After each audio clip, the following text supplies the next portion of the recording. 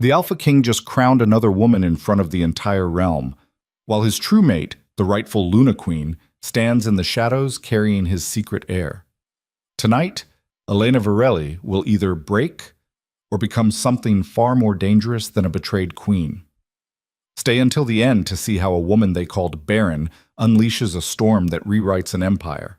Drop a like and tell me what city you're watching from. The coronation hall reeked of roses and lies. Elena stood at the back of the throne room, half hidden behind a marble column, watching Ronan place the Luna crown on another woman's head. The gold circlet caught the torchlight, throwing fractured shadows across Leora's pale face. Leora, who smiled like she'd won a war without ever lifting a blade. The crowd roared. Thousands of wolves from every corner of the kingdom, their voices shaking the vaulted ceiling. They chanted Leora's name. They chanted for the heir she carried, Ronan's heir, or so everyone believed. Elena's hand drifted to her own stomach. Beneath the heavy folds of her cloak, barely a swell. 12 weeks. Maybe 13. She'd stopped counting after the palace physician told Ronan she was barren, after Ronan believed him. She should have left then, should have run the moment she saw the doubt creep into his eyes. But she'd stayed foolish and hopeful, thinking the bond they shared, the sacred mate bond that tied Alpha to Luna, soul to soul, would be enough. It wasn't.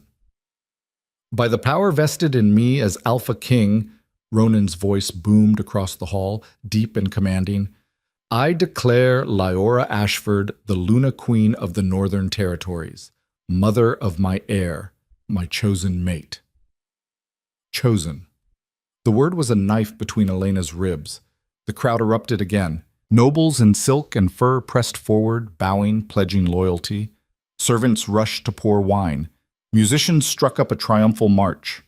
And Ronan stood tall and unshaken, his hand resting on Leora's shoulder like she was the only woman in the world. Elena's wolf snarled inside her chest, clawing at the edges of her control. The bond between them had frayed over the past months, stretched thin by Ronan's distance and Leora's whispers. But it hadn't broken.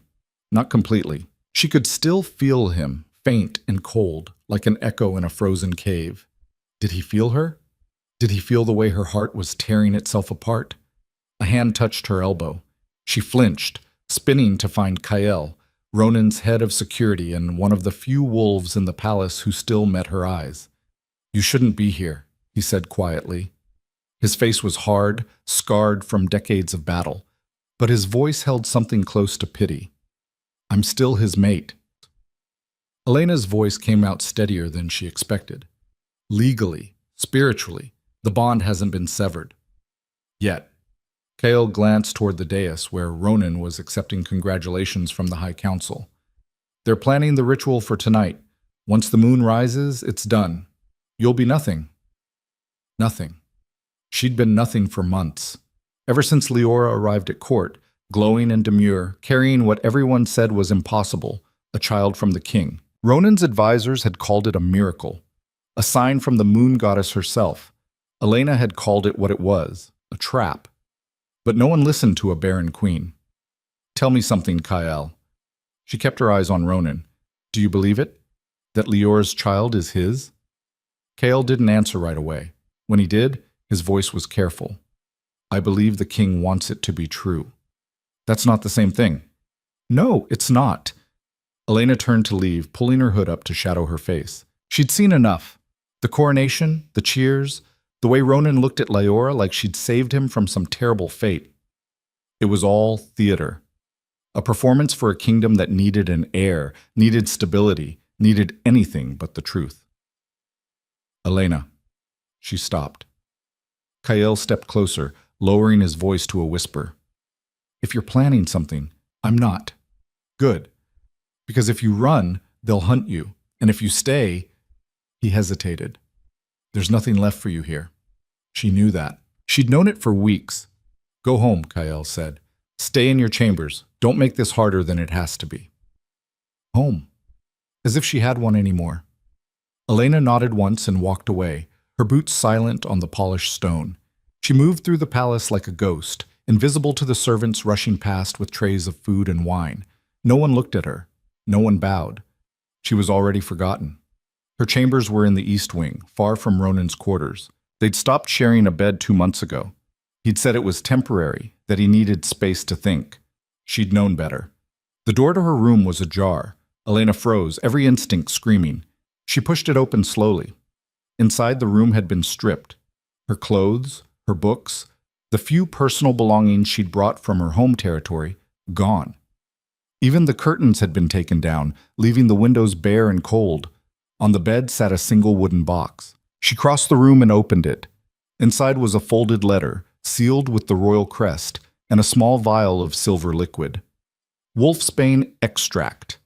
Enough to dull her wolf, make her weak and human for a few hours. She unfolded the letter.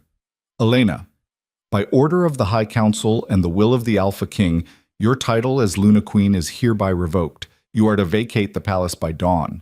Any attempt to contest this decision will be considered an act of treason. The vial is a courtesy. It will make the bond-breaking ritual less painful for you. We suggest you take it. High Chancellor Oren. No signature from Ronan. Not even a line. Elena read it twice, then set it down carefully. Her hands didn't shake, her breathing stayed even.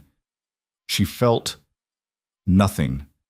A strange, hollow calm that settled over her like snow. She picked up the vial, held it to the light.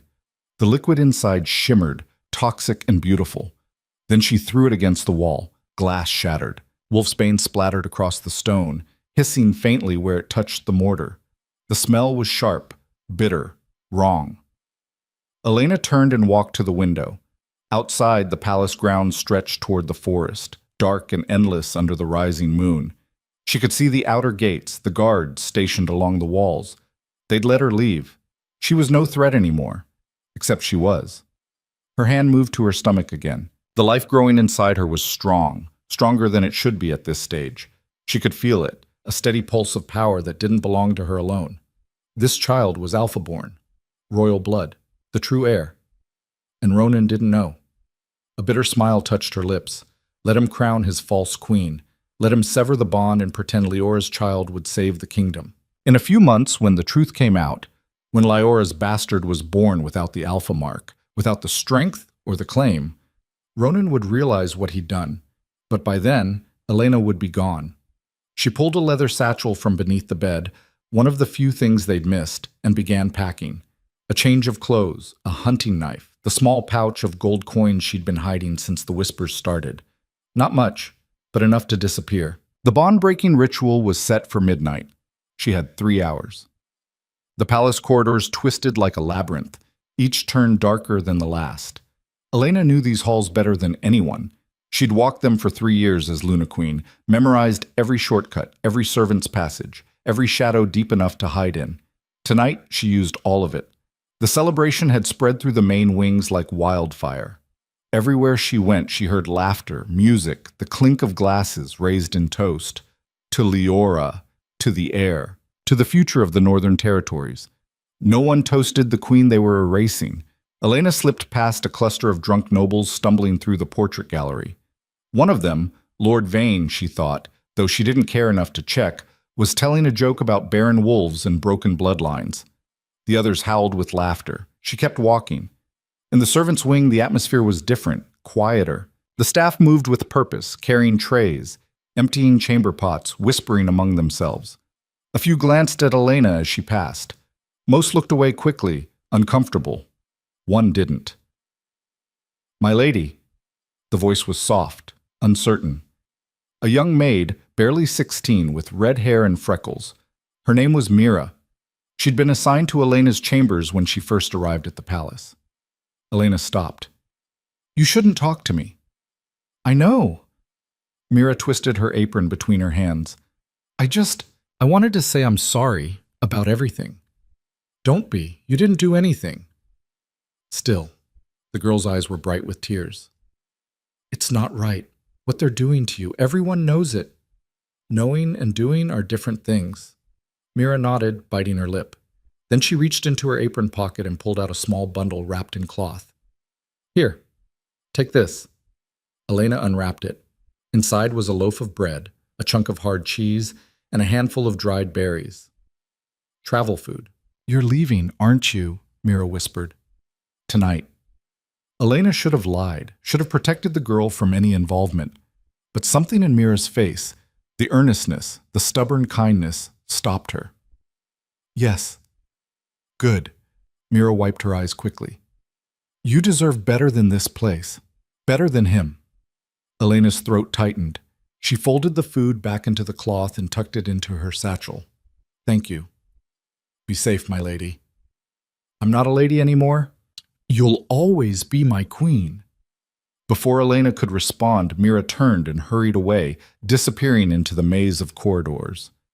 Elena stood alone for a moment, the weight of the girl's words settling over her like a cloak. Then she kept moving. The stables were on the eastern edge of the palace grounds, tucked against the outer wall where the forest pressed close. Elena had always loved the smell, hay and leather and the warm musk of horses. It reminded her of home, of the small territory where she'd grown up before Ronan came for her, back when she still believed in fairy tales. The stable master was gone, probably drunk with the rest of them. Only a few horses remained, most of the stalls empty. Elena moved down the row, looking for something fast and sturdy. She found her in the last stall, a gray mare with intelligent eyes and a coat that shimmered like smoke. The horse lifted her head as Elena approached, nostrils flaring. Hey, girl. Elena held out her hand, letting the mare catch her scent. Want to get out of here? The horse snorted softly, as if considering. Elena opened the stall and let her out. Someone had already saddled her, probably one of the nobles who'd ridden in for the ceremony and abandoned their mount when the wine started flowing. Lucky for Elena. She was tightening the girth when she heard footsteps behind her. Going somewhere? Elena spun, hand going to the knife at her belt. A figure stepped out of the shadows. Not a guard, not a noble. A woman, middle-aged, dressed in the plain robes of a palace healer. Elena recognized her immediately. Marin, one of the senior physicians who worked in the medical wing. What do you want? Elena's voice was low, dangerous. Marin held up her hands, showing she was unarmed. Relax, I'm not here to stop you. Then why are you here? To give you this. Marin pulled a small leather pouch from her robes and tossed it to Elena. Elena caught it one-handed. Inside were dried herbs, carefully bundled. She recognized some of them. Ginger root for nausea, raspberry leaf for strengthening the womb, nettle for iron. Pregnancy herbs. You knew, Elena said slowly. I've been a healer for 30 years. You think I can't spot a pregnant wolf when I see one? Marin's expression was unreadable. I knew the day you came to me complaining about fatigue and dizziness, long before the high physician declared you barren. Why didn't you say anything? Because I'm not a fool, Marin crossed her arms. The king wanted you gone. The council wanted you gone. Even if I'd told them the truth, they wouldn't have believed me. Or worse, they would have believed me and taken the child. Elena's hand moved protectively to her stomach. How far along do you think I am? 14 weeks, maybe 15? Alpha pregnancies move fast. You've got 4 months at most before that baby comes. Marin's eyes were sharp, assessing. Where will you go? Somewhere they won't find me. Good luck with that. Ronan's trackers are the best in 5 territories. Marin paused. But if you're smart, you'll head south, cross into human lands, mask your scent with ash and river water. Stay away from wolf territories until after the birth. Why are you helping me? Marin's expression softened, just slightly. Because I took an oath to protect life. And because I've seen enough women destroyed by powerful men who couldn't see past their own pride. She turned to leave, then stopped. One more thing. That child you're carrying? It's strong. Stronger than any I've felt in years. Whatever happens, Elena, keep it safe. Then she was gone, melting back into the shadows like she'd never been there at all. Elena stood holding the pouch of herbs, her mind racing. 14 weeks, 4 months. The timeline was tighter than she'd thought. She needed to move, now. She swung up into the saddle, settling the satchel across her shoulders. The mare shifted beneath her, eager to run. Let's go, Elena whispered. They moved through the stable yard at a walk, quiet and careful. The outer gate was manned by a single guard, a young wolf Elena didn't recognize, probably fresh from one of the outer packs. He looked up as she approached, his hand moving to his sword. Halt! No one's supposed to leave without— I'm leaving. Elena's voice was flat, final. You can let me through, or you can try to stop me. Your choice. The guard hesitated, clearly torn between duty and self-preservation. He was young, inexperienced. He'd probably never faced a Luna before, even a disgraced one.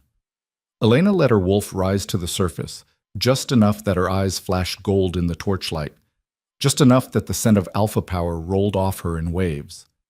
The guard took a step back. Smart boy, Elena said, and rode through the gate. The forest swallowed her whole. Within minutes, the palace lights disappeared behind a wall of trees. The path was narrow and treacherous, roots and rocks hidden beneath a layer of dead leaves. Elena let the mare pick her way carefully, trusting the horse's instincts more than her own in the darkness. The bond hummed faintly at the back of her mind, a thin thread still connecting her to Ronan. She could feel him, distant, distracted, wrapped up in his false coronation. He hadn't noticed her leaving yet. He would. Soon. Elena pushed the mare faster, urgency driving her forward. The forest grew thicker, wilder. This was the boundary territory, the no-man's land between the palace grounds and the outer regions. Few wolves came here. It was considered bad luck, haunted by the ghosts of old wars. Perfect. She rode for hours, until her thighs ached and her back screamed in protest. The moon climbed higher, full and bright, casting silver shadows through the canopy. Somewhere in the distance, a wolf howled, then another. The sound made her mare nervous, ears flicking back and forth. Easy, Elena murmured, stroking the horse's neck. We're almost— The bond snapped. It happened so suddenly that Elena gasped, nearly falling from the saddle. Pain exploded through her chest, white-hot and all-consuming. It felt like someone had reached into her ribcage and torn out her heart. The mare screamed and reared. Elena held on by pure instinct, her vision swimming. The bond that had connected her to Ronan since the moment they met, the sacred tie that marked them as true mates, shredded like paper, unraveling faster than thought.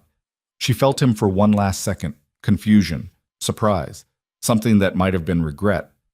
Then nothing. The emptiness was crushing, like falling into an abyss with no bottom. Like drowning in silence so absolute it became its own kind of scream. Elena slid off the horse and hit the ground hard. Snow soaked through her cloak, freezing against her skin. She couldn't breathe, couldn't think. The world tilted and spun, and all she could feel was the absence where Ronan used to be. The ritual was complete. High Chancellor Oren had performed the severing. Ronan had allowed it. She was free. She was alone. Elena pressed her face into the snow and screamed. Not a human scream, a wolf's howl, raw and primal, full of rage and grief and something too big to name. It tore from her throat, echoing through the forest, sending birds scattering from the trees. When it finally faded, she was shaking. Her hands were numb. Her wolf thrashed inside her chest, wounded and furious, looking for something to tear apart. But there was nothing, just snow and trees and the endless, suffocating quiet. Elena forced herself to her feet. The mare had bolted, crashing away through the underbrush. She could hear it in the distance, panicked and alone. She stumbled after it, each step a battle. The bond breaking had drained her in ways she hadn't expected. Her legs felt like water. Her vision blurred at the edges. But she kept moving, because stopping meant dying. And she had too much to do before she could afford to die. She found the mare half a mile away, tangled in a thicket of thorns. The horse was wild-eyed and bleeding from a dozen small cuts, but alive. Shh, Elena whispered, approaching slowly. It's okay. We're okay. The mare whinnied, stamping nervously. Elena reached out, letting her scent wash over the animal. Calm, steady, safe. Slowly, the horse settled. Elena freed her from the thorns, checking each cut carefully. Nothing serious. They'd both survive. She climbed back into the saddle, every muscle protesting. The emptiness where the bond had been was still there, a hollow ache that wouldn't fade. But beneath it, something else was growing. Not grief, not anymore. Rage. Cold, crystalline, perfect rage. Ronan had thrown her away, had believed lies and crowned a pretender, had severed their bond without even the courtesy of facing her. Fine. If he wanted her gone, she'd be gone. But someday, when the truth came out, when his false kingdom crumbled and he realized what he'd lost, she'd make sure he remembered exactly who Elena Virelli was. The rightful Luna Queen, the mother of the true heir, the woman who refused to break Chout. Elena rode south for 3 days straight. She avoided the main roads, sticking to game trails and frozen streams where her scent would wash away. She stopped only when the mare could go no farther, sleeping in brief, fitful bursts under the cover of fallen trees or rocky overhangs. The pregnancy made everything harder. She was tired constantly, her body demanding rest even when her mind screamed to keep moving. The nausea came in waves, forcing her to stop and retch into the snow. The herbs Marin had given her helped, but only barely.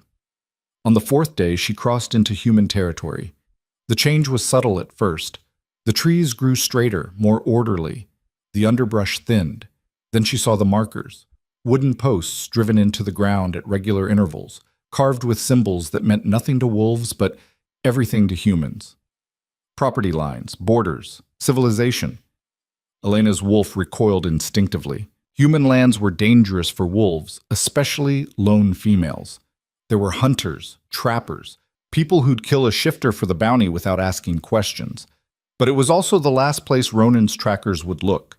She found a stream and dismounted, leading the mare to drink. While the horse rested, Elena stripped down to her underclothes despite the cold and waded into the water. It was freezing, so cold it burned, but she forced herself to stay under. She scrubbed at her skin with handfuls of sand and ash from a dead fire she'd found upstream, masking her scent until she smelled like nothing at all. When she climbed out, her lips were blue and her hands wouldn't stop shaking, but she smelled human, ordinary, forgettable, good enough. She dressed quickly, layering on every piece of clothing she had.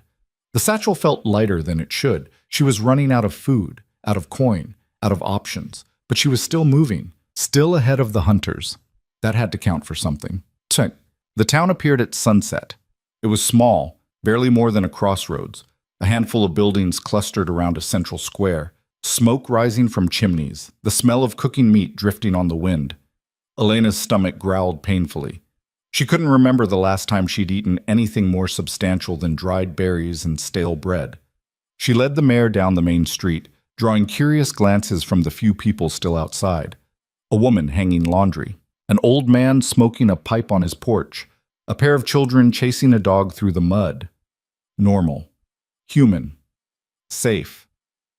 Elena found a stable at the edge of town and paid the owner, a weathered man with kind eyes, to board the mare for the night.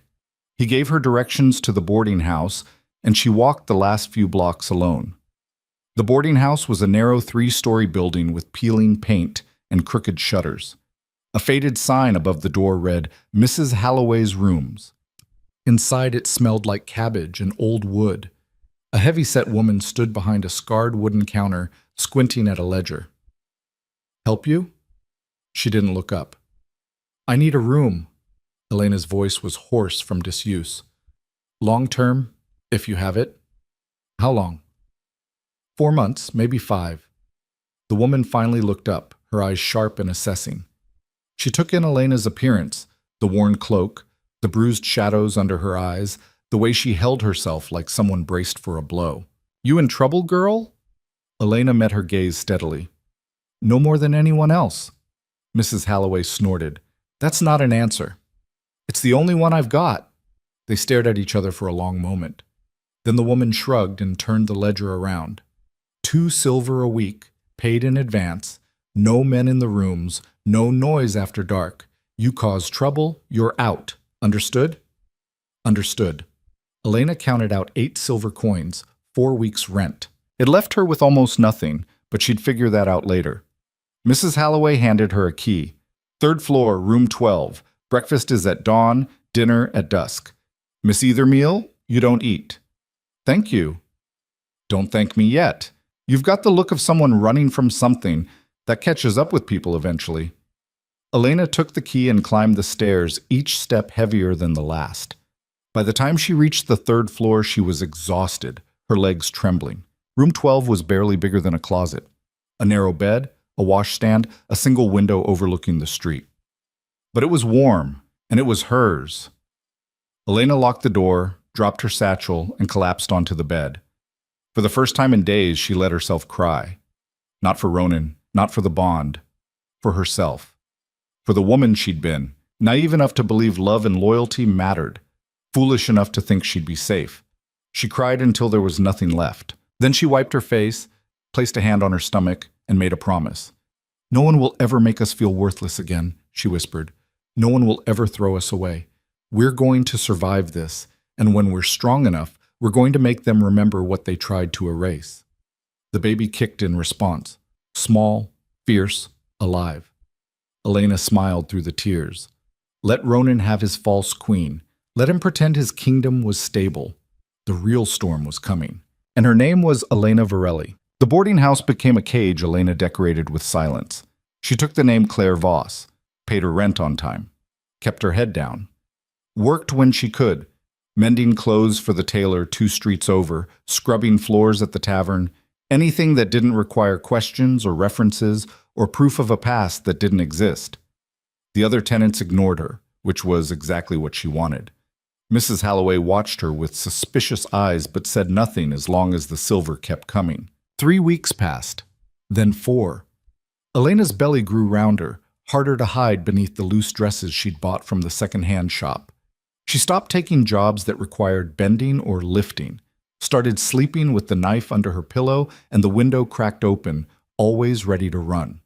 The nightmares came every night. Ronan's face, Leora's crown, the bond snapping like a breaking bone. She'd wake up gasping, her hand pressed to her chest where the emptiness lived, and have to remind herself she was still alive. Still free. The baby kicked more now. Strong, insistent movements that sometimes took her breath away. She'd press her hand to her stomach and feel the life inside her, fierce and demanding, already fighting for space. "You're going to be a terror," she whispered one night, alone in her room. "Just like your mother." A sharp kick in response, right against her ribs. Elena smiled despite herself. Winter deepened. Snow piled against the windows. The boarding house grew colder, the thin walls doing little to keep out the wind. Elena wrapped herself in every blanket she owned and rationed her coal, making each piece last as long as possible. Her coin was running low. Another week, maybe 2, and she'd be out. Then what? She tried not to think about it. Tried to focus on surviving one day at a time, but the worry gnawed at her, especially at night when sleep wouldn't come, and the future felt like a cliff she was walking toward in the dark. On a Tuesday morning in late January, everything changed. Elena was walking back from the market, her arms full of potatoes and turnips, cheap food that would last, when she caught the scent. Wolf. Not human, not animal. Wolf. She froze mid-step, her heart slamming against her ribs. The market square was crowded, full of people haggling over fish and bread, children running between the stalls. No one else seemed to notice anything wrong. But Elena's wolf was screaming. She turned slowly, scanning the crowd. There, at the edge of the square, half hidden behind a cart selling winter apples. A man. Tall, broad-shouldered, dressed in traveling clothes that were too fine for a place like this. His eyes met hers. Recognition flashed across his face. Elena dropped the potatoes and ran. She didn't think, didn't plan. Just bolted into the nearest alley, her boots slipping on the icy cobblestones. Behind her, she heard shouting, the crash of the apple cart going over. He was following. Elena ran harder, her lungs burning, the baby a heavy weight that threw off her balance. The alley twisted and turned, spilling out into a narrow street lined with warehouses. She ducked between 2 buildings, pressing herself into the shadows, trying to control her breathing. Footsteps. Getting closer. "Elena?" The voice was male, calm, infuriatingly patient. "I know you're here. I can smell you." She didn't move, didn't breathe. "I'm not going to hurt you. The king just wants to talk." Like hell he did. Elena's hand went to the knife at her belt. It was small, meant for cutting rope and cleaning fish, but it was sharp. She'd used it on Gareth. She could use it again. The footsteps stopped. A shadow fell across the mouth of the alley. "Come on, Elena. Don't make this difficult. You can't run forever. You're pregnant, you're alone, and you're in human territory. How long do you think you'll last?" She stepped out of the shadows, knife in hand. The man wasn't Gareth. This one was older, leaner, with gray streaking his dark hair and scars crisscrossing his forearms. She recognized him. Marcus, one of Ronan's senior trackers, a man who'd never lost a target. "Stay back," Elena said, her voice low and dangerous. Marcus held up his hands, showing he was unarmed. "Easy. I told you, I'm not here to hurt you. Then what do you want?" "To bring you home." "I don't have a home." "The king disagrees." Marcus's expression was unreadable. "He knows about the child, Elena, knows it's his. He wants you back at the palace. Both of you, safe." Elena laughed, sharp and bitter. "Safe? Is that what he calls it? He severed our bond, Marcus. He crowned another woman. He threw me away like garbage. And now he wants me back because suddenly I'm convenient again? It's not like that. It's exactly like that." She tightened her grip on the knife. "Go back to Ronan. Tell him I'm dead. Tell him the child died with me. Tell him whatever you want. But I'm not going back." Marcus's jaw tightened. "You think you can raise an alpha heir alone? In the human world? They'll kill you both the moment they figure out what you are. Better dead than his prisoner." "Elena!" She lunged. Marcus was faster. He sidestepped, catching her wrist and twisting until the knife clattered to the ground. Elena snarled, her wolf surging to the surface, and drove her knee into his gut. He grunted but didn't let go. "Stop fighting me. I don't want to hurt you, but I will if you make me." Elena twisted, trying to break free. Her pregnancy made her slower, clumsier. Marcus used it against her, hooking his leg behind hers and bringing her down hard. She hit the ground with a cry, pain shooting through her shoulder. Marcus pinned her, his weight pressing her into the frozen dirt. "Listen to me," he said, his voice urgent. "Ronan made a mistake. He knows that now. Leora's child. It's not his. The physicians confirmed it. She tried to pass off another man's bastard as the heir. The entire court knows. She's been imprisoned. Ronan's looking for you because you're carrying the only legitimate heir he has." Elena went still. "You're lying." "I'm not. Leora's lover confessed everything. She planned it from the beginning. Seduce the king, claim the child was his, take the crown. It almost worked." And Ronan believed her. "Yes." Marcus's expression was grim. He believed her. He was a fool. But he's trying to fix it now. He wants you back, Elena. He wants his son. "What about what I want?" Marcus hesitated. "What do you want?" Elena stared up at him, breathing hard. What did she want? Revenge? Safety? To watch Ronan's kingdom burn while she stood in the ashes? All of it. None of it. "I want to be left alone," she said finally. "I want to raise my child in peace. I want Ronan to forget I ever existed." "That's not going to happen. You're carrying the heir to the Northern Territories. That makes you the most important person in the kingdom, whether you like it or not." "I didn't ask for that." "None of us ask for what we're born into." Marcus shifted his weight, still keeping her pinned but easing the pressure slightly. "Come back with me. Let the king make this right." "He can't make this right. He broke something that can't be fixed." "Maybe not. But your child deserves a chance, deserves to know who he is, where he comes from. You can hate Ronan all you want, but don't punish the boy for his father's mistakes." The words hit harder than Elena expected. She thought of her son, unborn, unnamed, already carrying the weight of a legacy he didn't choose. What kind of life could she give him here? Running, hiding, always looking over her shoulder? But going back meant facing Ronan, meant stepping back into a world that had tried to destroy her. Before she could answer, Marcus's head snapped up. His nostrils flared. "We're not alone," he said quietly. Elena smelled it a second later. More wolves. At least 3, maybe 4. Coming fast. Marcus released her and stood, his body tense. "Those aren't mine." "Then whose?" A figure dropped from the warehouse roof, landing between them with inhuman grace. A woman, blonde and brutal-looking, with a crossbow aimed at Marcus's chest. "Step away from her," the woman said. Marcus raised his hands.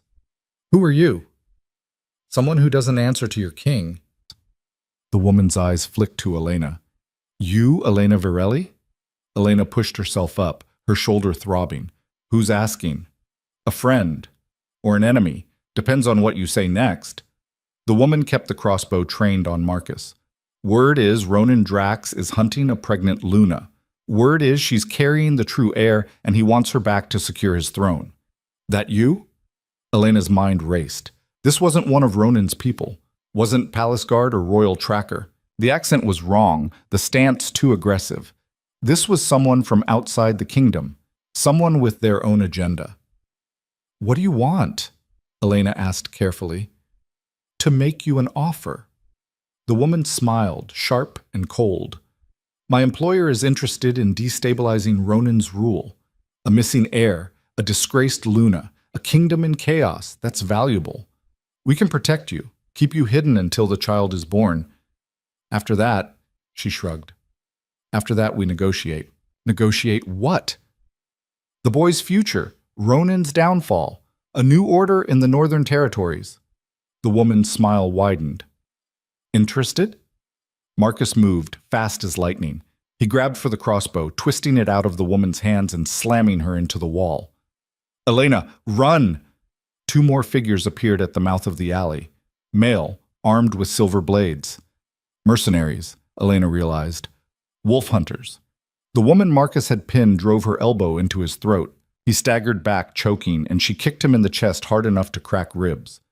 Last chance, Luna, the woman said, advancing on Elena. Come with us, or we leave your body for the crows. Elena's wolf snarled. Power flooded her veins, the same wild electric energy she'd felt when she killed Gareth. It burned through her exhaustion, sharpening her senses to a razor's edge. She didn't think, just moved. Her claws extended, longer and sharper than they should be. She slashed at the woman, catching her across the face. Blood sprayed. The woman screamed and fell back. The 2 mercenaries rushed forward. Elena met them head-on, her movements fluid and deadly despite the pregnancy. She ducked under a blade, drove her claws into the first man's gut, tore them free in a spray of gore. The second man hesitated, clearly not expecting a pregnant woman to fight like a demon. It cost him his life. Elena ripped out his throat before he could raise his weapon. Behind her, Marcus had recovered. He grabbed the blonde woman by the hair and slammed her face into the cobblestones until she stopped moving. Silence fell over the alley. 3 bodies on the ground, blood pooling in the gaps between the stones. Elena stood in the center of it, breathing hard, her hands slick with blood. The power that had surged through her moments ago was fading, leaving her shaking and dizzy. What the hell was that? Marcus stared at her, shock written across his face. You shouldn't be that strong. Not pregnant. Not after a bond breaking. Elena looked at her hands. The claws were retracting, her skin returning to normal, but she could still feel it, that wild, dangerous power coiled inside her chest. I don't know, she whispered. Marcus moved closer, his expression wary. That wasn't normal wolf strength, Elena. That was something else, something... He trailed off, his eyes widening. It's the baby. It's making you stronger. That's impossible. Is it? Alpha children are powerful even in the womb. They share their strength with the mother, especially when she's in danger. But I've never seen it like this. He shook his head. Ronan needs to know about this. Ronan doesn't need to know anything. Elena, no. She stepped back, wiping the blood on her dress. I killed 3 people, Marcus. 3. And I'm going to kill anyone else who tries to take me back. Tell Ronan that. Tell him his heir is growing inside a woman who would rather die than see his face again. You don't mean that. I mean every word. Marcus stared at her for a long moment. Then he sighed, running a hand through his hair. You can't stay here. Those mercenaries, someone hired them. If they found you, others will too. Then I'll keep moving. Where? You're running out of places to hide, running out of time. He gestured to her stomach. In a few months, that baby is coming, whether you're ready or not. You need somewhere safe, somewhere with healers, supplies, protection. I don't need Ronan's protection. Maybe not, but your son does. The words hung between them, heavy and undeniable. Elena wanted to argue, wanted to tell Marcus to go to hell, that she'd figure it out on her own, that she didn't need anyone. But she was tired, so tired, and the baby was getting heavier, demanding more of her energy, her strength. She was barely surviving as it was. How was she supposed to deliver an alpha child alone? If I go back, she said slowly, I want terms. Marcus raised an eyebrow. Terms? I'm not his mate anymore. The bond is gone. I won't pretend otherwise. I go back as the mother of his heir, nothing more. No reconciliation, no forgiveness, just coexistence until the child is born and old enough to survive without me. And then?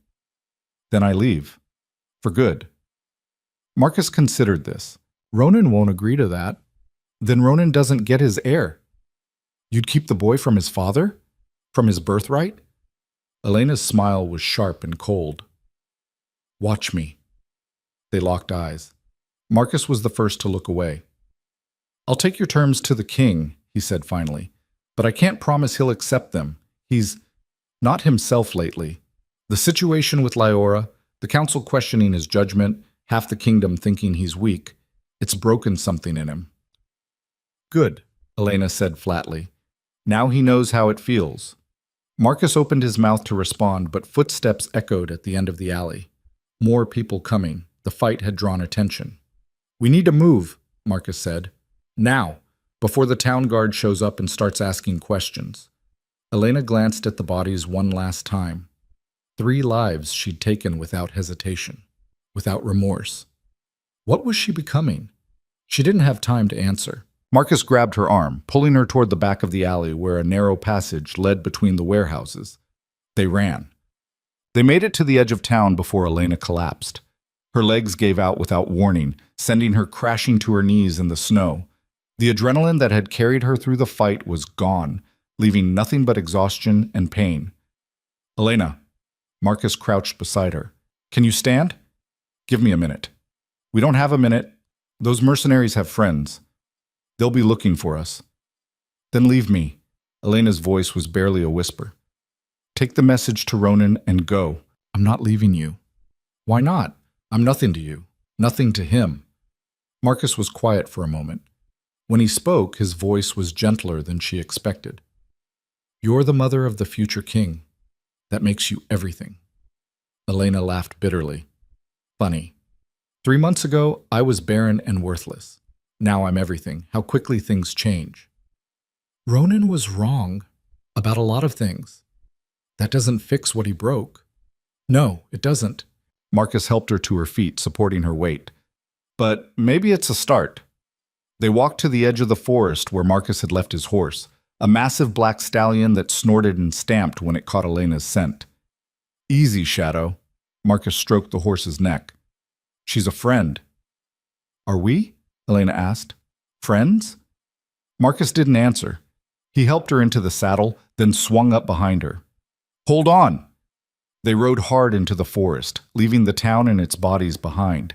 Elena leaned back against Marcus's chest, too exhausted to care about pride or propriety. The baby shifted inside her, restless and uncomfortable. How far to the palace? She asked. 4 days, maybe 3, if we push. I don't know if I can make it. You will. Marcus's voice was certain. You're stronger than you think. Stronger than any Luna I've ever met. Elena closed her eyes. She didn't feel strong. She felt broken and scared and so tired she could barely think. But the baby kicked again, sharp and insistent. A reminder that she wasn't alone, wasn't just fighting for herself anymore. Marcus? Yeah? If Ronan refuses my terms, if he tries to keep me prisoner or take my son, he won't. If he does, Elena continued, her voice hard, I'll kill him, and anyone who tries to stop me. I want you to understand that. I'm not the woman I was. I can't be. Not after everything. Marcus was silent for a long time. When he finally spoke, his words were careful. Understood. They rode into the deepening night, the forest closing around them like a fist. Behind them, in the town they'd left burning, the bodies were being discovered. Questions were being asked, and word was spreading. Word of a pregnant woman who killed 3 mercenaries with her bare hands, who moved like a demon and fought like a queen. The hunt was on, and Elena Varelli was running out of places to hide. 3 days into their journey, the weather turned savage. Snow fell in thick, blinding sheets. The wind howled through the trees, driving ice crystals into their faces like needles. Marcus's horse struggled through drifts that reached its chest, each step slower than the last. Elena shivered violently despite the furs Marcus had wrapped around her. Her fingers were numb, her lips blue. The cold was seeping into her bones, stealing what little warmth she had left. "We need to stop," she said through chattering teeth. "Can't. Not yet. There's a way station another mile ahead. We can shelter there." "I don't think I'll make it another mile." Marcus's arms tightened around her. "Yes, you will." But even he sounded uncertain. The baby had stopped moving. Elena pressed her hand to her stomach, trying to feel the familiar kicks, the reassuring pulse of life. Nothing. Panic clawed at her throat. "Marcus, I know. Hold on. We're almost there." The way station materialized out of the storm like a ghost.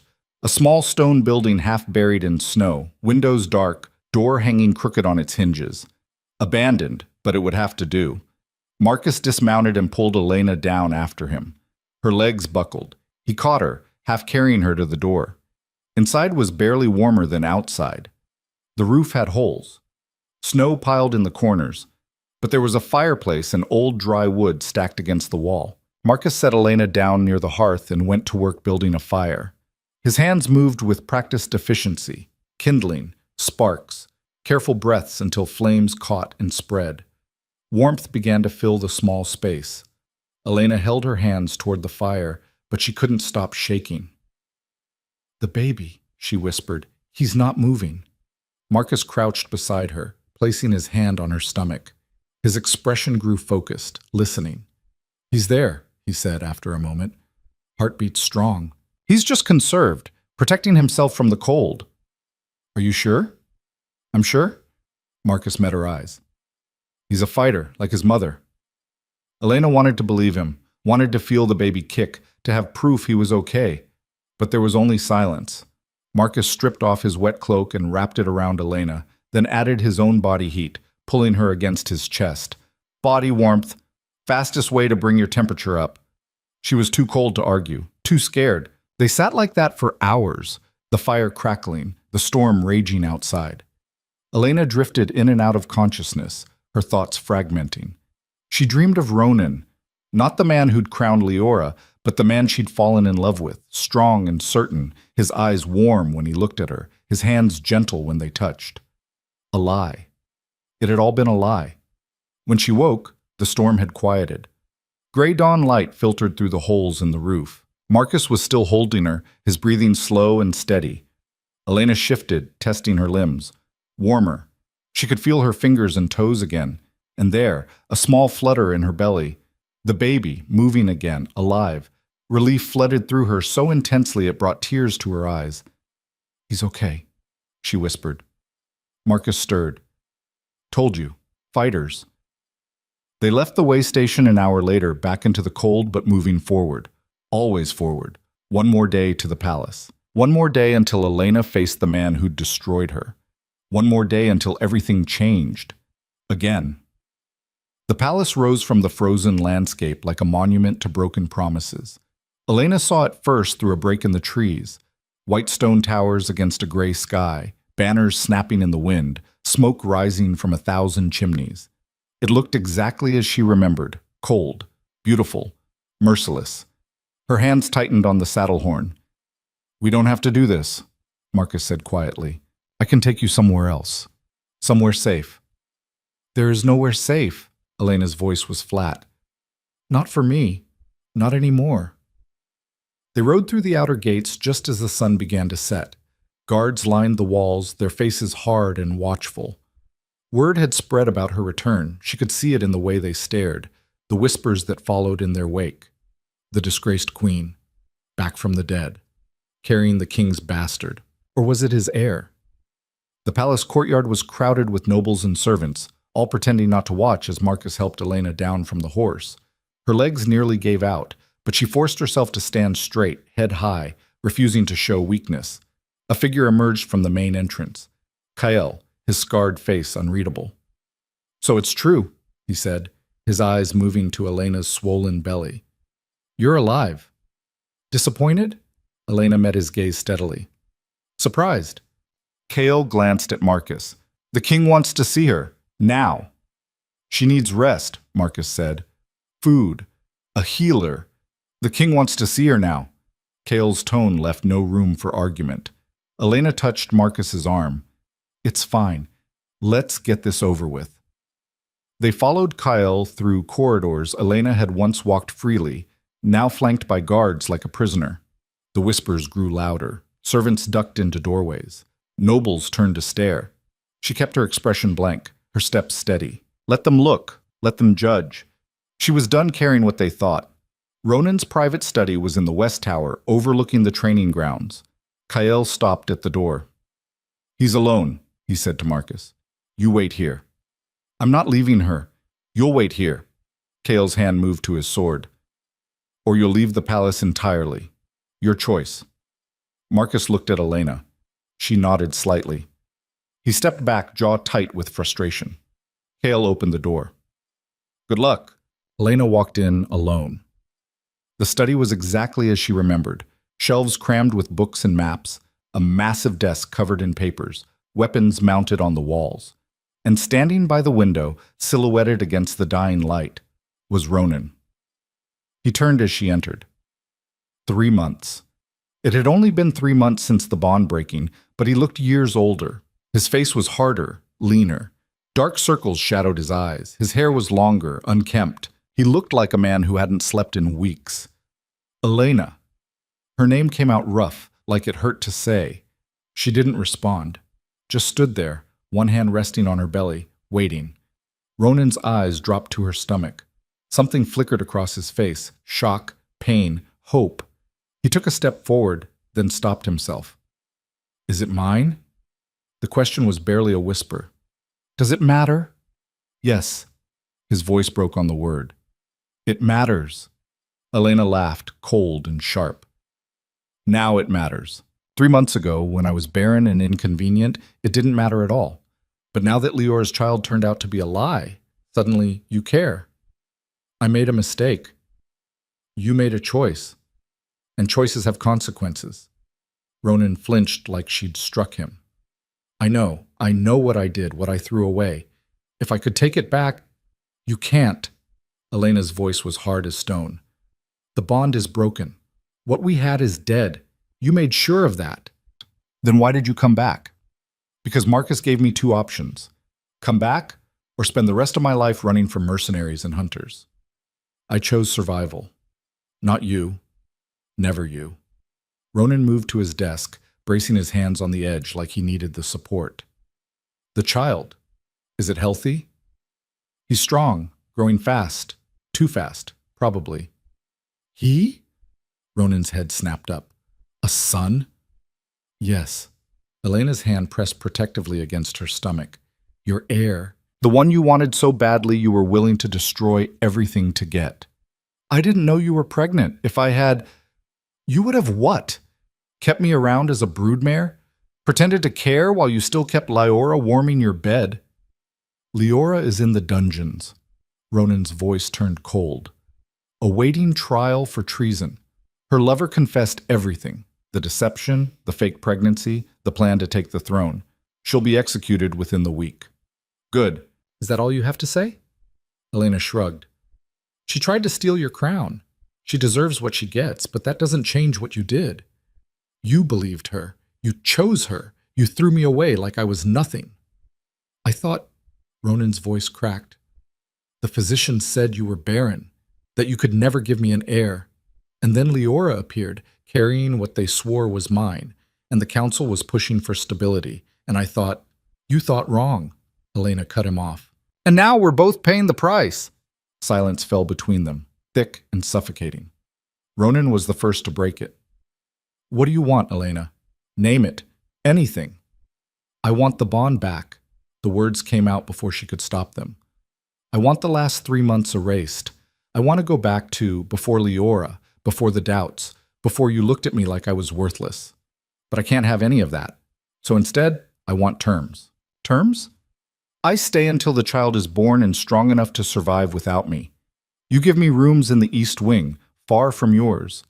You don't touch me, don't speak to me unless absolutely necessary, and you don't pretend we're anything other than what we are. 2 people bound by a child and nothing else. Ronan's face went pale. You're asking me to treat you like a stranger. I'm telling you I am a stranger. The woman you knew died the night you severed the bond. I'm what's left. And after the child is born, I leave. You keep the air. I disappear. We never see each other again. No. The word was immediate, absolute. You're not taking my son and you're not leaving. I won't allow it. Elena's eyes flashed gold. You won't allow it? You think you have any right to tell me what I can and can't do? You're carrying the future king. I'm carrying my son. Mine. I'm the one who's been protecting him, fighting for him, nearly dying for him while you were playing house with your whore. This child is mine by blood and sacrifice. You're just the man who provided the seed. Ronan's control snapped. He crossed the room in 3 strides, grabbing Elena's shoulders. He's my son, my heir, my blood. You don't get to take him from me. Power flared through Elena's body, hot and vicious. She grabbed Ronan's wrists, her fingers digging in hard enough to bruise. Let go. He did, stumbling back as if burned. His eyes went wide, shocked. What was that? Something that's none of your concern. Elena smoothed her dress, her breathing ragged. Here are my terms. Take them or I walk out that door and you never see either of us again. Ronan stared at her, and for the first time since she'd entered the room, she saw real fear in his eyes. Not of her. Of losing her. Too late. Fine, he said finally. You stay in the East Wing. We keep our distance. But after the child is born, we renegotiate. Everything is on the table. There's nothing to negotiate. We'll see. Ronan moved back to his desk, putting distance between them. Kyle will show you to your rooms. Marin will examine you tomorrow. If you need anything, I'll manage on my own, like I have been. Elena turned to leave. Elena. She stopped but didn't turn around. I'm sorry, for what it's worth. It's not worth anything, she said quietly. But at least now you know how it feels. She walked out. Bassett. The rooms Kyle assigned her were in the farthest corner of the East Wing, as far from Ronan's quarters as physically possible while still being inside the palace. They were smaller than her old chambers, but cleaner, warmer. Someone had already laid a fire in the hearth and left fresh clothes on the bed. Elena locked the door behind her and leaned against it, her knees shaking. She'd done it. Faced Ronan and survived. But the victory felt hollow. A knock at the door made her jump. Who is it? Marin. Elena opened the door. The healer stood in the hallway, carrying a leather bag and wearing an expression that was equal parts concern and exasperation. You look terrible, Marin said bluntly. Nice to see you too. May I come in? Elena stepped aside. Marin entered, setting her bag on the table and immediately beginning to pull out supplies. Herbs, bandages, vials of medicine. Sit, she ordered. Elena sat. Marin examined her with practiced efficiency, checking her pulse, her temperature, pressing careful hands against her swollen belly. Her expression grew increasingly troubled. How far along did I say you were when you left? She asked. 14 weeks. You're at 23 now, maybe 24. This child is growing twice as fast as he should be. Is that bad? It's unusual. Alpha pregnancies are faster than human ones, but this? Marin shook her head. You'll deliver early. Very early. 8 weeks at most, maybe less. 8 weeks, 2 months. Elena's hand moved to her stomach. Will he be okay? If he's anything like his mother, he'll be fine. Marin pulled out a bundle of herbs. But you need to rest. Actually rest, not whatever you've been doing. You're malnourished, exhausted, and your wolf is barely holding on. Another week like this and you'll miscarry. Fear shot through Elena like ice water. What do I need to do? Eat? Sleep? Stay warm? Let me check on you every day. Marin's expression softened slightly. And try not to kill anyone. I heard about the mercenaries. 3-on-1 while pregnant. That's insane even by Luna standards. They didn't give me a choice. They rarely do. Marin finished packing her supplies. I'll send up food. You'll eat all of it. And tomorrow we start on strengthening tonics. This baby's coming whether we're ready or not, so we better make sure you both survive it. She left, her footsteps fading down the corridor. Elena sat alone in the firelight, one hand pressed to her belly, feeling the strong, insistent kicks of her son. 8 weeks, 2 months until her life changed forever. Again. The days blurred together. Elena stayed in her rooms mostly, venturing out only for brief walks in the gardens when the weather allowed. Marin visited daily, forcing her to drink vile-tasting tonics and eat more than she thought possible. Slowly, painfully, her strength returned. The baby grew. Fast. Too fast. By the end of the first week, Elena's belly had swollen so large she could barely walk without pain shooting through her back and hips. By the second week, she couldn't sleep lying down anymore, could only doze sitting up with pillows supporting her weight. Marin examined her with increasing concern. "He's coming soon, very soon, I can feel it." "How soon?" "Days, maybe a week if we're lucky." The healer met Elena's eyes. "Are you ready?" No, she wasn't ready. Wasn't ready to push a whole human out of her body. Wasn't ready to become a mother. Wasn't ready for any of this. But ready or not, it was happening. "I'll manage," Elena said. She always did. On the 10th night, the dreams started. Not nightmares. Something else. Visions maybe, or warnings. She saw a frozen wasteland, blood on snow, a child screaming. Saw Ronan's face twisted in rage. Saw herself standing alone against an army, her hands slick with gore, her eyes burning gold. She woke gasping, sweat soaking through her nightgown despite the cold. The baby was kicking frantically, as if trying to escape. "I know," Elena whispered, pressing her hand to her stomach. "I know, something's wrong." A sound outside her window made her freeze. Not wind, not snow. Footsteps. Elena grabbed the knife she kept under her pillow and moved to the window. The courtyard below was dark, empty, but she could smell them. Wolves, at least a dozen, moving through the shadows with predatory silence. This wasn't the palace guard. This was something else. Elena's door burst open. Kael stood in the doorway, fully armed, his face grim. "We need to move, now!" "What's happening?" "Leora's allies. They broke her out of the dungeons an hour ago. They're inside the palace." He grabbed Elena's arm, pulling her toward the door. "They're coming for you." "Why?" "Because killing you and the child is the only way to destabilize Ronan's rule completely. If the heir dies, the kingdom falls into chaos. That's what they want." Screams echoed from somewhere deep in the palace. The clash of steel on steel, shouts of alarm. "Can you run?" Kael asked. Elena looked down at her enormous belly. "Not far." "Then we fight." He thrust a sword into her hands. Elena took it, the weight familiar and strange at once. She hadn't held a blade since the night she killed Gareth. More footsteps in the corridor, getting closer. Kael pushed Elena behind him, his own sword raised. "Stay close." The first attacker came around the corner. A man Elena didn't recognize, dressed in black, face covered. Kael met him head-on, their blades crashing together with a sound like thunder. Elena pressed herself against the wall, trying to stay out of the way. The baby kicked hard, painfully, as if sensing the danger. 2 more attackers appeared. Kael couldn't fight all 3. Elena gritted her teeth and stepped forward. The power that had saved her in the alley surged through her veins, wild and electric.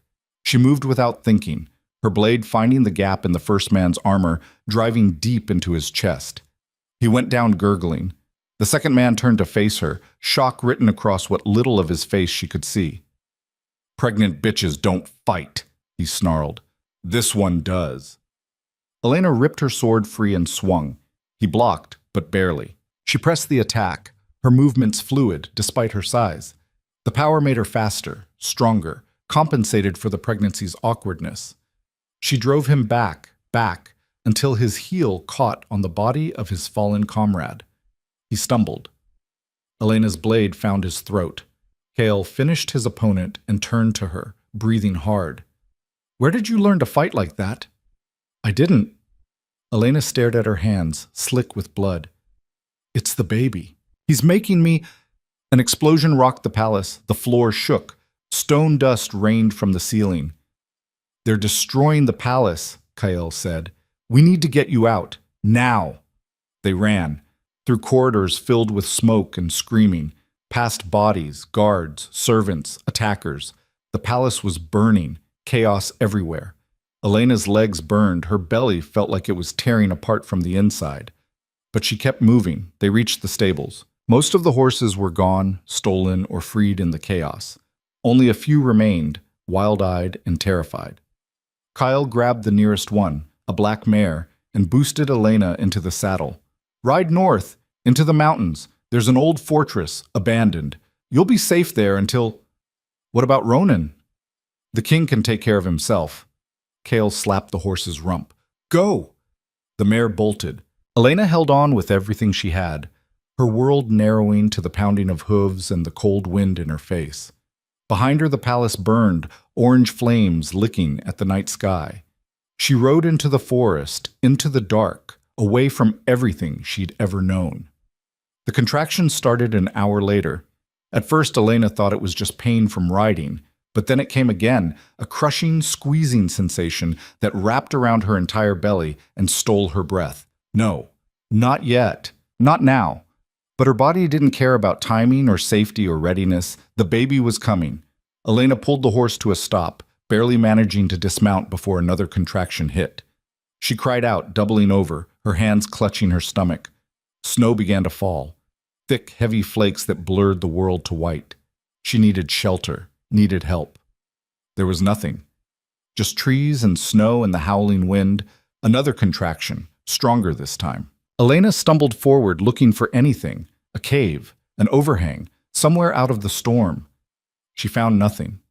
Her water broke in a warm rush that froze almost instantly against her thighs. The contractions came faster now, relentless, like her body was trying to tear itself apart. Elena collapsed against a tree, gasping. This was happening. Right here, right now, alone in a blizzard with no help and no hope. She was going to die out here. Her and the baby both. Movement in the trees. Elena looked up, hope flaring in her chest. Maybe Kyle had followed. Maybe. A figure emerged from the storm. Tall, broad, moving with a wolf's grace despite the human form. Ronan. He saw her and his face went white. "Elena, stay back." She tried to stand, failed. Another contraction ripped through her. "Stay the hell away from me." "You're in labor." Brilliant observation. Ronan dropped to his knees beside her, his hands hovering like he was afraid to touch. "We need to get you somewhere warm. The fortress isn't far." "I'm not going to make it that far." Elena's voice broke. "The baby's coming now." Ronan's expression shifted from shock to grim determination. "Then we deliver him here." "You don't know how—" "I've delivered wolf pups. It can't be that different." "It's very different, you idiot." Elena's words cut off in a scream as another contraction hit, harder than before. Ronan caught her as she collapsed forward. "I've got you. I've got you." For the first time in months, Elena let herself lean into him. Not because she'd forgiven him, because she had no choice. The storm raged around them, and somewhere deep in the frozen wilderness, a child prepared to enter a world that had already tried to kill him before he was born. "I need you to focus," Ronan said, his voice cutting through Elena's pain like a blade through fog. "Look at me." Elena forced her eyes open. His face was inches from hers, snow already gathering on his dark hair, his breath fogging in the frigid air. "I can't do this," she gasped. "Not here. Not like this." "Yes, you can." His hands moved to her shoulders, steadying her. "You've survived everything they threw at you. This is just one more fight." Another contraction hit, so powerful Elena thought her spine would snap. She screamed, her claws extending involuntarily, tearing through Ronan's sleeves and into his flesh. He didn't flinch. "That's it. Get angry. Use it." "I hate you," she snarled through gritted teeth. "I know. Hold on to that." The contraction passed, leaving her gasping and shaking. Ronan stripped off his cloak and spread it on the snow, creating a barrier between Elena and the frozen ground. "We need to get you out of these clothes," he said. "They're soaked through. You'll freeze. Touch me and I'll kill you. You can kill me after. Right now we're saving our son." He started unlacing her dress with quick, efficient movements. "Trust me or don't, but I'm not letting either of you die out here." Elena wanted to fight him, wanted to push him away and do this alone, prove she didn't need him. But another contraction was building, a tidal wave of pain that drowned out everything else. Ronan got her dress off and wrapped her in his heavy wool shirt, then positioned himself behind her, letting her lean back against his chest. His body heat was the only thing keeping her from shaking apart. "How close are the contractions?" he asked. "Too close. Maybe 2 minutes apart." "That's fast for a first birth." "Alpha child," Elena managed. "Everything's faster." Ronan's arms circled her, not constraining, just supporting. "Tell me what you need." "A healer, a warm room, literally anything other than a frozen forest in the middle of a blizzard." "Can't help with those." "What else?" Elena laughed, high and slightly hysterical. "This is insane. We're going to die out here." "We're not dying. I won't allow it." "You don't get to decide." The next contraction cut off her words. This one was different, deeper. She felt something shift inside her, felt her body preparing for the final stage. "I need to push," she gasped. "Not yet. Wait until... I need to push now." Ronan moved quickly, positioning himself where he could see. His face went pale. "I can see his head, dark hair. Elena, he's almost here." "Then help me get him out." The next minutes were a blur of pain and pressure, and Ronan's voice in her ear, steady and certain, talking her through each contraction. "Push, breathe, rest, again." Elena bore down with everything she had, her wolf rising to the surface, lending her strength she didn't know she possessed. The power that had saved her in fights, that had killed trained warriors. Now it was focused on this singular purpose, bringing life into the world instead of taking it. "Heads out," Ronan said, his voice tight. "One more push. Just one more." Elena gathered herself, every muscle screaming, and pushed with everything she had left. The baby slid free in a rush of fluid and blood. For one terrible moment, there was only silence. No cry. No movement. Then Ronan's voice, shaking but determined. "He's not breathing. Elena, he's not..." Power erupted from Elena like a shockwave. It wasn't conscious, wasn't controlled. Pure instinct, a mother's desperate need to save her child. The energy hit Ronan and the baby both, knocking Ronan backward. The infant jerked in his hands, back arching, and screamed. The sound was furious, indignant, very much alive. Elena collapsed forward, sobbing with relief. "Is he okay? Let me see him." Ronan moved closer, cradling the tiny, blood-covered infant against his chest. The baby's eyes were squeezed shut, his face red with rage, his small fists waving. "He's perfect," Ronan whispered. "Elena, he's perfect." He placed the baby on Elena's chest. She wrapped her arms around him instinctively, feeling the rapid flutter of his heartbeat against her skin. The baby's cries quieted to hiccups, then stopped altogether as he found her scent. "Hello?" Elena whispered, tears streaming down her face. "Hello, little one. We made it." Ronan used his knife to cut the cord, his hands surprisingly gentle. Then he wrapped both Elena and the baby in his cloak, trying to preserve what little warmth they had. "We can't stay here," he said. "The cold will kill you both within the hour." "I can't walk." "Then I'll carry you." Before Elena could argue, Ronan scooped her up, baby and all, and started moving through the forest. His steps were sure despite the snow, despite the darkness. "How did you find me?" Elena asked, her voice weak. "Followed your scent, and..." He hesitated. "I felt something, when the contraction started, like an echo where the bond used to be." "That's impossible. The bond is gone." "I know, but I felt it anyway." Elena didn't have the energy to argue. She pressed her face against Ronan's shoulder, holding their son close, and let him carry them through the storm. The wind howled around them, cutting through fabric and skin alike. Snow fell so thick Elena couldn't see more than a few feet ahead. Ronan's breathing grew labored, his steps slowing, but he didn't stop. Didn't complain. The baby started crying again, weak, mewling sounds that tore at Elena's heart. He was cold, hungry, too new for this harsh world. "Hold on," she whispered to him. "Just hold on a little longer." The fortress appeared like a ghost, crumbling stone walls half buried in snow, towers collapsed into rubble. But part of the main keep still stood, offering shelter from the wind. Ronan kicked open a door that hung crooked on its hinges. Inside was dark and cold, but dry. He set Elena down carefully against a wall, then immediately began gathering debris, broken furniture, old wood, anything that would burn. His hands were shaking from cold and exhaustion. It took 3 tries to get his flint to spark. "Let me," Elena said, though she could barely move. "Save your strength. You just gave birth in a blizzard. Let me do this." The 4th strike caught. A tiny flame licked at the kindling, grew stronger, spread to the larger pieces. Within minutes, he had a real fire going. The flames caught and spread, throwing dancing shadows across the ruined walls. Warmth. Blessed warmth. Elena leaned toward it, unwrapping the baby enough to check him over. 10 fingers, 10 toes. A thick shock of dark hair. Eyes that opened briefly, showing a flash of gold before closing again. "He's strong," she said softly. "Stronger than he should be." Like his mother, Ronan was stripping off his wet clothes, laying them near the fire to dry.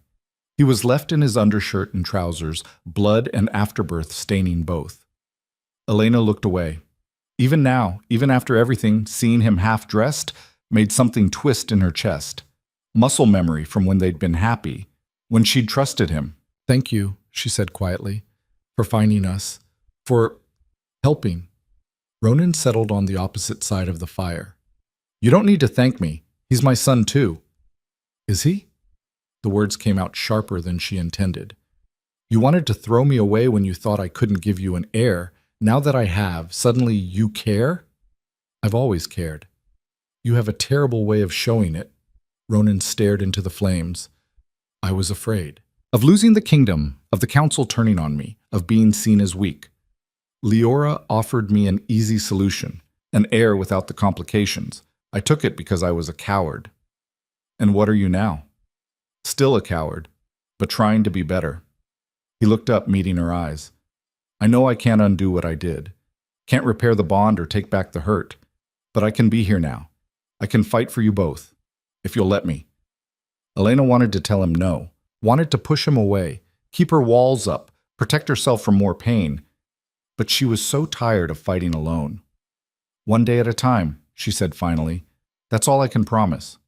That's enough." The baby stirred, making small, hungry sounds. Elena tried to shift him into position to feed, but pain shot through her abdomen. She gasped, nearly dropping him. Ronan was there in an instant. "What's wrong?"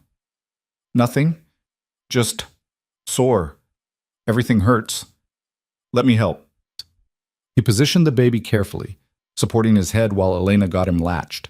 It took several tries, both of them fumbling and awkward, but finally the baby began to nurse. Elena leaned back against the wall, exhausted beyond measure. Ronan stayed close, one hand supporting the baby's back, the other resting on Elena's shoulder. "What should we name him?" he asked quietly. "I don't know. I hadn't thought that far ahead." "He needs a name, something strong." Elena looked down at her son, her fierce, perfect son who'd fought his way into the world against impossible odds. "Kieran," she said, "it means dark-haired warrior, seems fitting. Kieran Drax."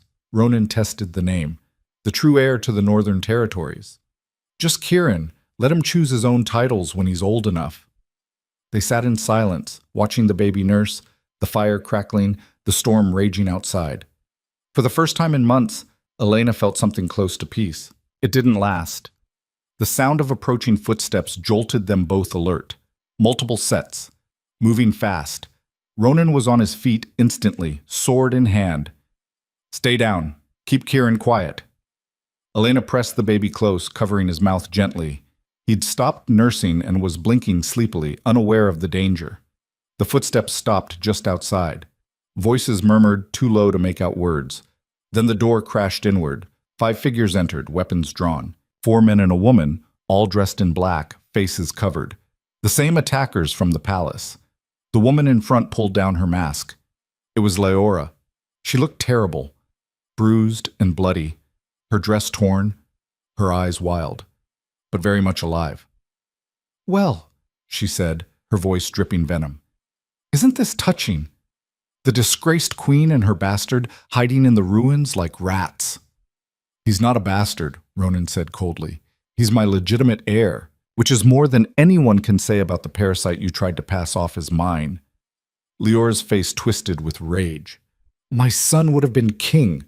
would have united the territories under new rule, but you had to go digging for the truth, had to believe the lies of jealous counselors. I believe the evidence, the DNA tests, your lover's confession. Ronan's grip tightened on his sword. You're done, Leora. Your coup failed. Surrender now and I'll make your execution quick. I'm not surrendering, Leora gestured to her men. Kill them, all of them, especially the brat. The men rushed forward. Ronan met them head on, his blade singing through the air. He was magnificent in battle, all controlled violence and deadly precision. He cut down the first man in seconds, parrying a strike and driving his sword through the attacker's gut in one fluid motion. The second man came at him from the side. Ronan spun, his blade catching firelight, and slashed across the attacker's throat. Blood sprayed across the stone floor. But there were too many, and he was already exhausted from the journey, from the delivery, from everything. One of the attackers got past him, heading straight for Elena and Kieran. Elena's wolf exploded to the surface. She'd just given birth. Should have been weak, vulnerable. Her body was torn and bleeding, barely able to stand. Instead, power flooded her veins like liquid fire. The same wild energy that had saved her before, but stronger now, amplified by something she didn't understand. She moved faster than thought, placing Kieran carefully on Ronan's cloak and surging to her feet. Her claws extended, longer and sharper than before. Her eyes burned gold. The attacker stopped, shock written across his face. What the? Elena tore out his throat before he could finish. Blood sprayed hot across her face. The man fell, gurgling and twitching. Elena stepped over him without a second glance. The next man came at her with a blade. She caught it with her bare hand, the edge slicing through her palm. It should have hurt, should have stopped her. It didn't. She felt the pain, distant and irrelevant, like it was happening to someone else. The power burning through her veins drowned out everything else. She ripped the sword from his grasp and drove it through his chest. He staggered backward, eyes wide with disbelief, and collapsed. Leora was screaming orders, her voice shrill with panic. Kill her! Kill the bitch! What are you waiting for? The last attacker hesitated, clearly not wanting to face whatever Elena had become. His eyes darted between her and the door, weighing his chances. Ronan took advantage, running him through from behind. The man's sword clattered to the floor. He fell without a sound. That left only Leora. She backed towards the door, her eyes wide with terror. Stay away from me, both of you. I'm still a lady of the court. You can't touch me without trial. You gave up that protection the moment you tried to kill my son, Ronan said flatly. Elena stepped forward. Blood dripped from her hands, from her face, soaking into the stone floor. Her eyes still burned with that terrible golden light. You wanted him dead, a baby, an innocent child who never did anything to you. Ah, he's an obstacle, Leora spat. As long as he lives, my son has no claim. Your son doesn't exist. Elena's voice was cold as winter. And neither will you. She moved. Leora tried to run, made it 3 steps before Elena caught her, grabbing her by the hair and slamming her against the wall. Please, Leora gasped. Please, I'll leave. I'll disappear. You'll never see me again. You tried to take everything from me. Elena's claws pressed against Leora's throat. My mate, my crown, my life. And when that wasn't enough, you came for my son. I was desperate. So was I. But I didn't try to murder children. There was no mercy, no hesitation. Elena's claws found Leora's throat and tore. The woman who'd stolen her crown, her mate, her life, gone in seconds. Elena stood over the body, breathing hard, her hands slick with blood. Slowly the power began to fade, her eyes returning to normal, her claws retracting. The fortress spun around her, her legs buckled. Ronan caught her before she fell. Easy, I've got you. Kieran, he's fine, see? Ronan guided her to where the baby lay, still sleeping peacefully despite the violence. He didn't even wake up. Elena sank down beside her son, checking him over with shaking hands. Still perfect, still whole, still alive. What's happening to me? She whispered. That power. It's getting stronger. I can feel it. It's the bond, Ronan said quietly. Elena looked up sharply. What? The bond. It's reforming. I can feel it too. Faint, But there, it started when Kieran was born. Ronan knelt beside her. When you pushed that power into him, into me, to make him breathe, it created a new connection. Not like before. Different. Stronger. Elena pressed her hand to her chest. There, beneath the exhaustion and pain, a tiny thread of warmth. A connection that hadn't been there before. That's impossible. You can't rebuild a severed bond. Apparently you can. Ronan's expression was cautious, hopeful. If you're willing. Elena stared at him. At this man who'd broken her heart, who'd just helped deliver their son, who'd fought beside her against impossible odds. She felt the bond between them, fragile as spider silk but undeniably real. It pulsed with each heartbeat, growing stronger. I don't forgive you, she said finally. I don't know if I ever will. I know. But I don't want to fight you anymore. I'm too tired. Then we call a truce. We focus on keeping Kieran safe. Everything else can wait. Elena nodded slowly. It wasn't reconciliation, wasn't love. But it was something. A foundation to build on, maybe. Or at least a ceasefire in a war they'd both lost. Outside, the storm was breaking. The first light of dawn filtered through the cracks in the walls, pale and cold. Kieran stirred, making small sounds. Elena picked him up, cradling him close. He was warm and solid and real, the only thing in her life that made sense anymore.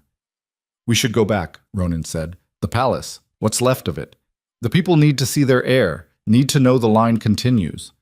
Will they accept him, after everything?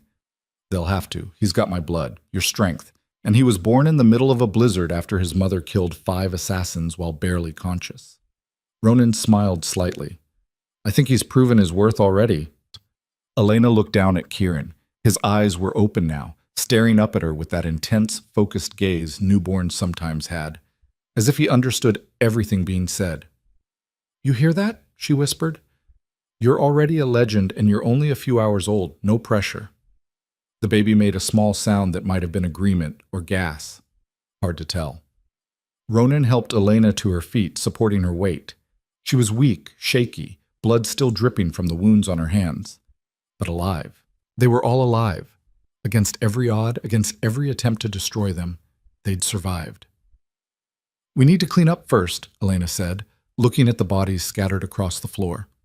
And I need to wash. I can't walk into the palace looking like I bathed in blood. There's a well outside. The water will be freezing, but I've given birth in a blizzard. I think I can handle cold water. They worked together, Ronan dragging the bodies outside while Elena cleaned herself as best she could. The water from the well was so cold it made her gasp, but it washed away the worst of the blood. She found her ruined dress and put it back on. It was torn and stained, but better than nothing. Ronan wrapped Kieran in layers of fabric, protecting him from the cold. The walk back to the palace took hours. Ronan carried Kieran while Elena leaned heavily on his arm, her body screaming in protest with every step. But she forced herself forward, refusing to stop, refusing to show weakness. The sun climbed higher. The snow began to melt, creating streams of icy water that soaked through their boots.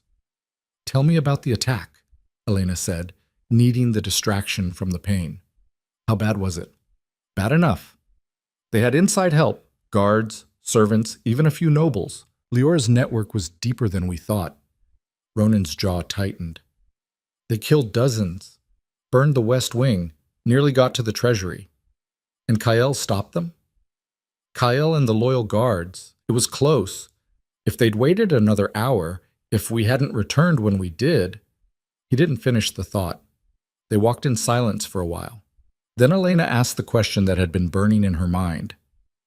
Why did you come after me? Really? Ronan was quiet for a long moment. Because when I felt the bond echo, when I knew you were in labor, I realized something.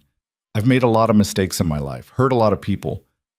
But letting you leave, letting you think you were worthless, that was the worst thing I've ever done. And if I let you die alone in the wilderness, I'd never forgive myself. So it was guilt. It was love. His voice was soft. Broken, damaged love, but still love. Elena didn't respond. Couldn't. The words were too much, too complicated. But the bond between them hummed, warm and alive. And some part of her, the part that remembered what they'd been, responded despite everything. When they finally emerged from the forest, the sun was high overhead. The palace rose before them, scarred and smoking but still standing. Guards saw them first. Shouts went up. People came running. Kyle reached them first, his scarred face breaking into something close to a smile. "You're alive. All three of you." "Hard to kill," Elena said. "So I see." His eyes moved to the baby in Ronan's arms. "The heir." "Kieran," Ronan said. "Born in a storm, delivered in the wild. The strongest child I've ever seen." "Looks like his mother, then." Kale's expression grew serious. "The council is waiting. They want answers, explanations, proof." "They'll get all of that," Elena said. "But first I need a bed, and food, and about 3 days of sleep." "You'll get an hour at most." "The council won't wait," Elena sighed. Of course they wouldn't. Word spread through the palace like wildfire. By the time they reached the main courtyard, a crowd had gathered. Nobles, guards, servants, everyone pressing close to see. Whispers followed them. The disgraced queen, the true heir, the king who kneeled. Ronan held Kieran up, his voice ringing out clear and strong. "I present to you Kieran Drax, true heir to the Northern Territories, born to Elena Varelli, the rightful Luna Queen. Any who dispute his claim can face me directly." Silence. Then someone started clapping. Then another. Then the whole courtyard erupted in cheers. Elena stood beside Ronan, one hand pressed to her aching body, the other reaching for her son. She was filthy, bloody, barely able to stand, but she was a queen, and everyone could see it. Ronan turned to her, his voice low enough that only she could hear. "They're cheering for you. Not me. You." "They're cheering for hope," Elena said, "for the idea that something broken can be made whole again." "Can it?" She met his eyes. The bond pulsed between them, fragile but growing stronger with each passing moment. "I don't know," she said honestly, "but I'm willing to find out." Ronan handed Kieran to her carefully. The baby nestled against her chest, content and safe. And in that moment, standing in the ruined courtyard of a palace that had tried to destroy her, holding the child she'd nearly died to bring into the world, Elena felt something shift. Not forgiveness, not love, but power, real power. The kind that came from surviving the unsurvivable, from refusing to break when the world demanded it, from standing up and claiming what was hers by right of blood and sacrifice. She looked out at the crowd, at the faces watching her with awe and respect and something close to fear. "I am Elena Varelli," she said, her voice carrying across the courtyard. "Mother of the heir, Luna Queen by right of survival, and I am not going anywhere." The cheers grew louder. Ronan knelt beside her, his head bowed, not in submission, not in surrender, but in acknowledgement. That she was no longer the woman he'd cast aside. She was something new, something forged in pain and fury and impossible choices. She was the storm they'd tried to erase, and she had just begun to show them what she was capable of. The High Council convened in what remained of the throne room 2 hours after Elena's return. She walked in carrying Kieran, refusing the cradle the servants had prepared. Ronan walked beside her, not ahead, not behind. Equal. 6 council members sat in a semicircle, their faces ranging from disapproving to openly hostile. High Chancellor Oren led them, his thin lips pressed into a line so tight it looked painful. "This is highly irregular," he began without preamble. "A disgraced Luna returning with a child of questionable—" "Finish that sentence and I'll have your tongue." Ronan's voice was ice. "My son's legitimacy is not up for debate."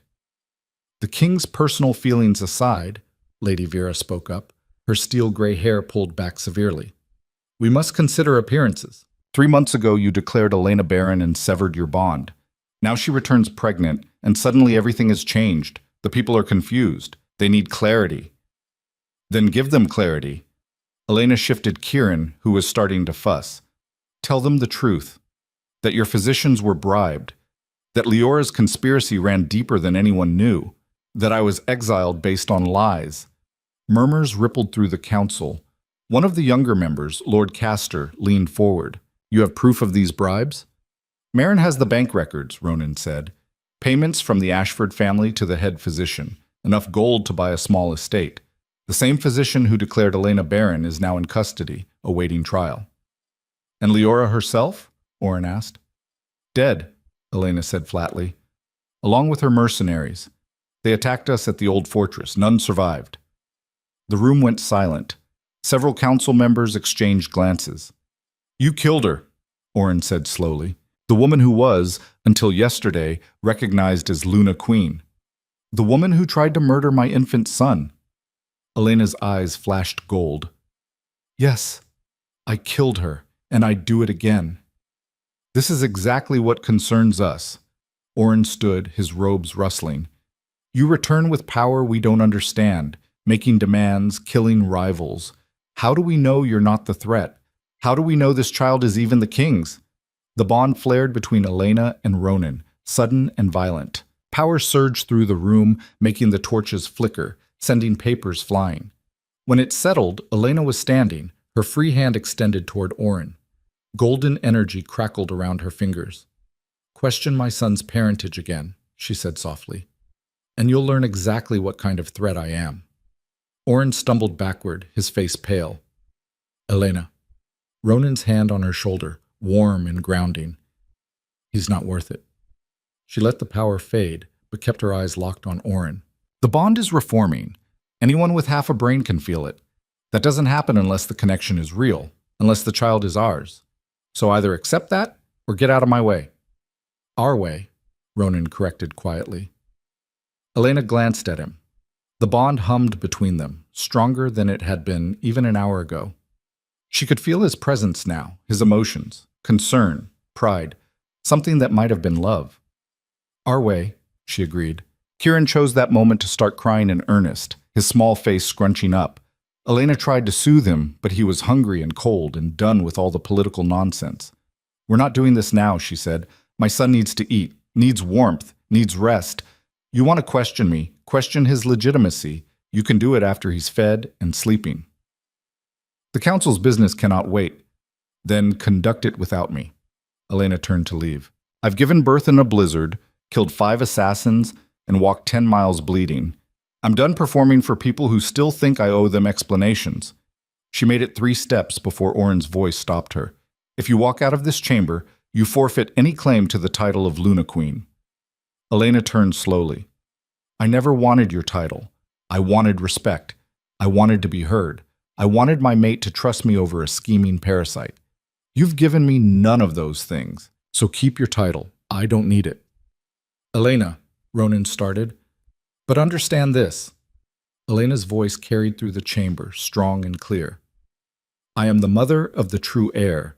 That makes me more important than every single person in this room, including you, Chancellor. Because if something happens to me, if I decide to take my son and disappear, your precious bloodline ends. Your kingdom falls into chaos. Everything you've spent centuries building crumbles to dust. She let that sink in. So here's what's going to happen. You're going to investigate the conspiracy. You're going to expose every person who helped Leora. You're going to publicly clear my name and admit you were wrong. And then, only then, we'll discuss what role I play in this kingdom. Silence. Absolute silence. Then Lady Vera did something unexpected. She laughed. You've got steel in you, girl. I'll give you that. The old woman stood, her joints creaking. I move that we grant Elena Varelli full restoration of her title and rights, pending investigation into the conspiracy against her. Seconded, Lord Castor said immediately. Oren looked like he'd swallowed glass. This is premature. This is overdue, Lady Vera snapped. We made a mistake. A catastrophic one that nearly cost us everything. Time to own it. The vote was 4-2 in Elena's favor.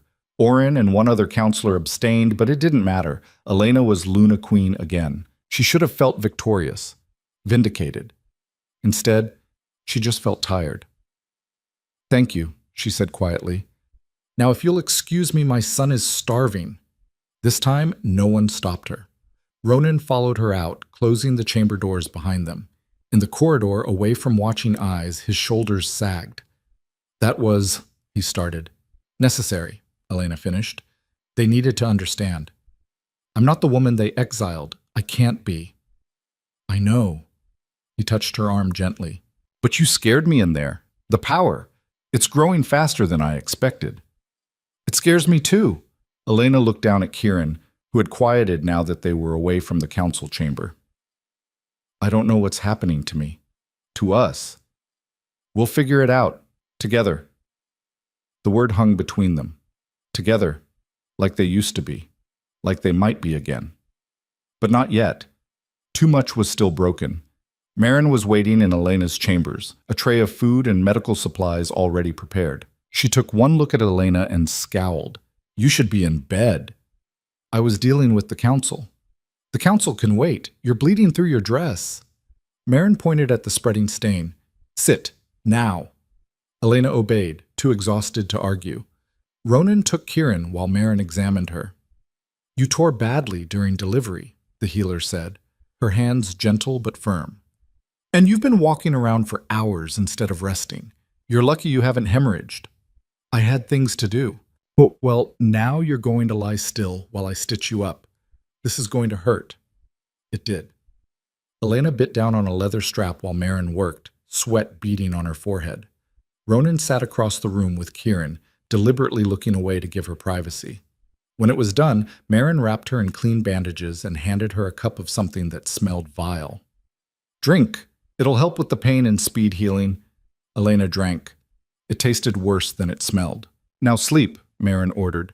At least 12 hours. No arguments. What about Kieran? I'll watch him, Ronan said. I can handle a few hours. Elena wanted to protest, wanted to keep her son close, but her body was shutting down, exhaustion pulling her under like a riptide. Wake me if he needs me, she mumbled, already drifting. I will. She fell asleep to the sound of Kieran's soft breathing and the crackle of the fire. For the first time in months, she felt safe. She woke to screaming. Not Kieran. Someone else. Multiple voices raised in alarm. Elena bolted upright, ignoring the pain that shot through her body. The room was dark. The fire had burned down to embers. Ronan was gone. Kieran was gone. Panic clawed at her throat.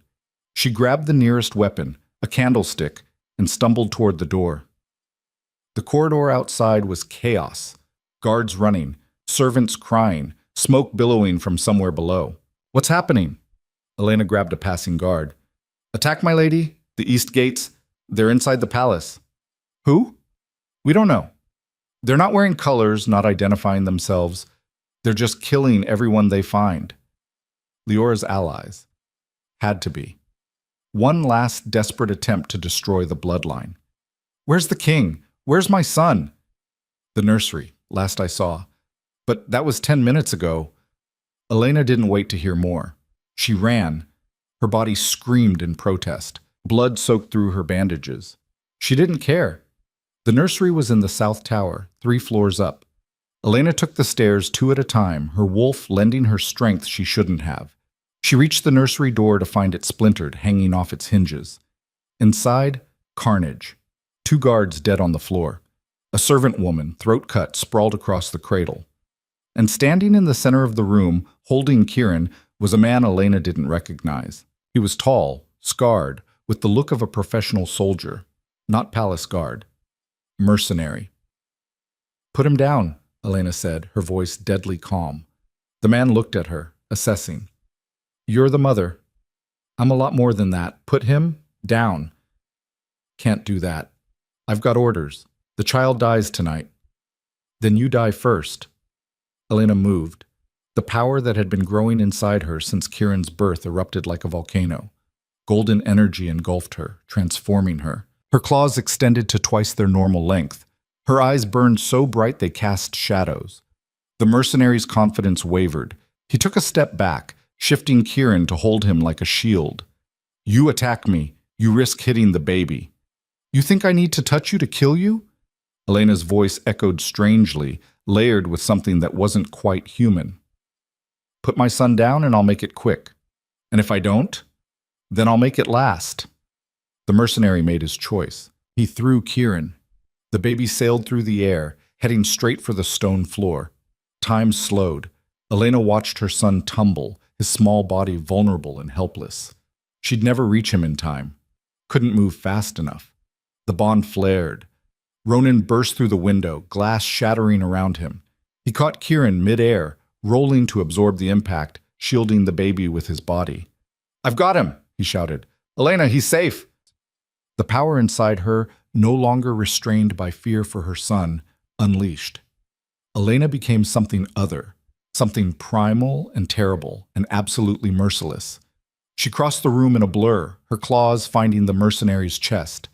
She tore through armor and flesh like paper, ripping out his heart before he could scream, but she didn't stop there. The rage, the fear, the months of pain and betrayal, all of it poured out. She destroyed him, completely, until there was nothing left that resembled a human being. When the red haze finally cleared, Elena was standing in a pool of blood, breathing hard, her hands dripping. Ronan stood in the corner, holding Kieran, his eyes wide. "Elena," he said carefully, "it's over. He's dead. You can stop now." She looked down at her hands, at what she'd done. The power was still there, coiled inside her chest, hungry for more violence. "I can't," she whispered. "I can't make it stop." "Yes, you can." But Ronan stepped closer, carefully. "Look at me." "Not at him." "At me." Elena forced her eyes up, met Ronan's gaze. "Breathe," he said. "Just breathe. You're safe. Kieran's safe. We're all safe." The bond between them pulsed, warm and steady, an anchor in the chaos. Slowly, the power began to recede. Her claws retracted. The golden light faded from her eyes. Elena collapsed. Ronan caught her with his free arm, supporting her weight. "I've got you, both of you." "Is he okay?" Elena's voice was hoarse. "Kieran, is he—" "He's fine. Didn't even cry when I caught him. Tough kid." Elena started laughing, then crying, then both at once, her body shaking with the release of adrenaline and terror and relief. Guards arrived, flooding the room. Kyle took charge immediately, ordering some to secure the tower, others to hunt down any remaining attackers. "How many?" Ronan asked. "A dozen, maybe more." They hit 3 locations simultaneously: the nursery, your chambers, and the council hall. Kale's expression was grim. This was coordinated, professional. "Leora's contingency plan," Elena said, "in case she failed." "Well, it failed too." Ronan looked at the remains of the mercenary. "Thanks to you." Elena didn't feel victorious, just exhausted, and scared of what she was becoming. Marin arrived, took one look at Elena, and started cursing. "You tore every stitch. You're bleeding everywhere, and you—" She pointed at Ronan. "You jumped through a window 3 stories up. Are you trying to kill yourselves?" "We were trying to save our son," Ronan said. "Well, you succeeded. Now let me patch you both up before you bleed out." The next hours were a blur of medical care, interrogations, and damage control. 8 attackers dead, 3 captured, dozens of palace staff wounded. But the royal family, all 3 of them, were alive. By dawn, the palace was secured. The surviving attackers confessed under questioning, revealing the scope of the conspiracy. Leora had planned for everything, including her own death. She'd set up contingencies, backup plans, sleeper agents scattered throughout the kingdom. It would take months to root them all out. "We can't stay here," Elena said. She was lying in bed, freshly bandaged, with Kieran sleeping on her chest. "Not while there are still people out there who want him dead." "Where would we go?" Ronan asked. He was sitting in a chair by the bed, his own wounds bandaged. "I don't know, somewhere remote. Somewhere we can fortify. Somewhere we can raise him until he's strong enough to defend himself." "He's 3 days old. Alpha children grow fast, you said so yourself." Elena stroked Kieran's soft hair. "In a few years, he'll be able to shift, to fight, to protect himself. But until then, we need to disappear." Ronan was quiet for a long time. Then, "There's a fortress in the northern mountains, ancient, built during the border wars.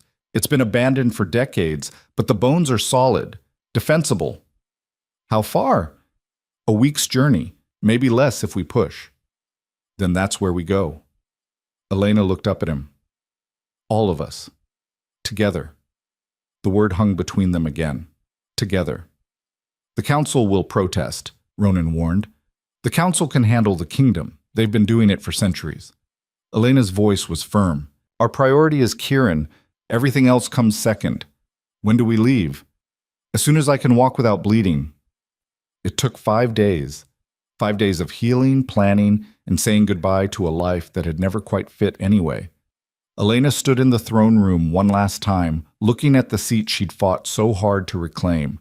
The Luna Queen's throne, smaller than the king's but no less powerful. Lady Vera approached, her cane tapping on the stone floor. "You're really going," the old woman said. "We have to." "I understand. Doesn't mean I like it." Vera settled onto a bench with a sigh. "You've been queen for less than a week. People will say you're running away. Let them say whatever they want. I'm protecting my son. That's all that matters."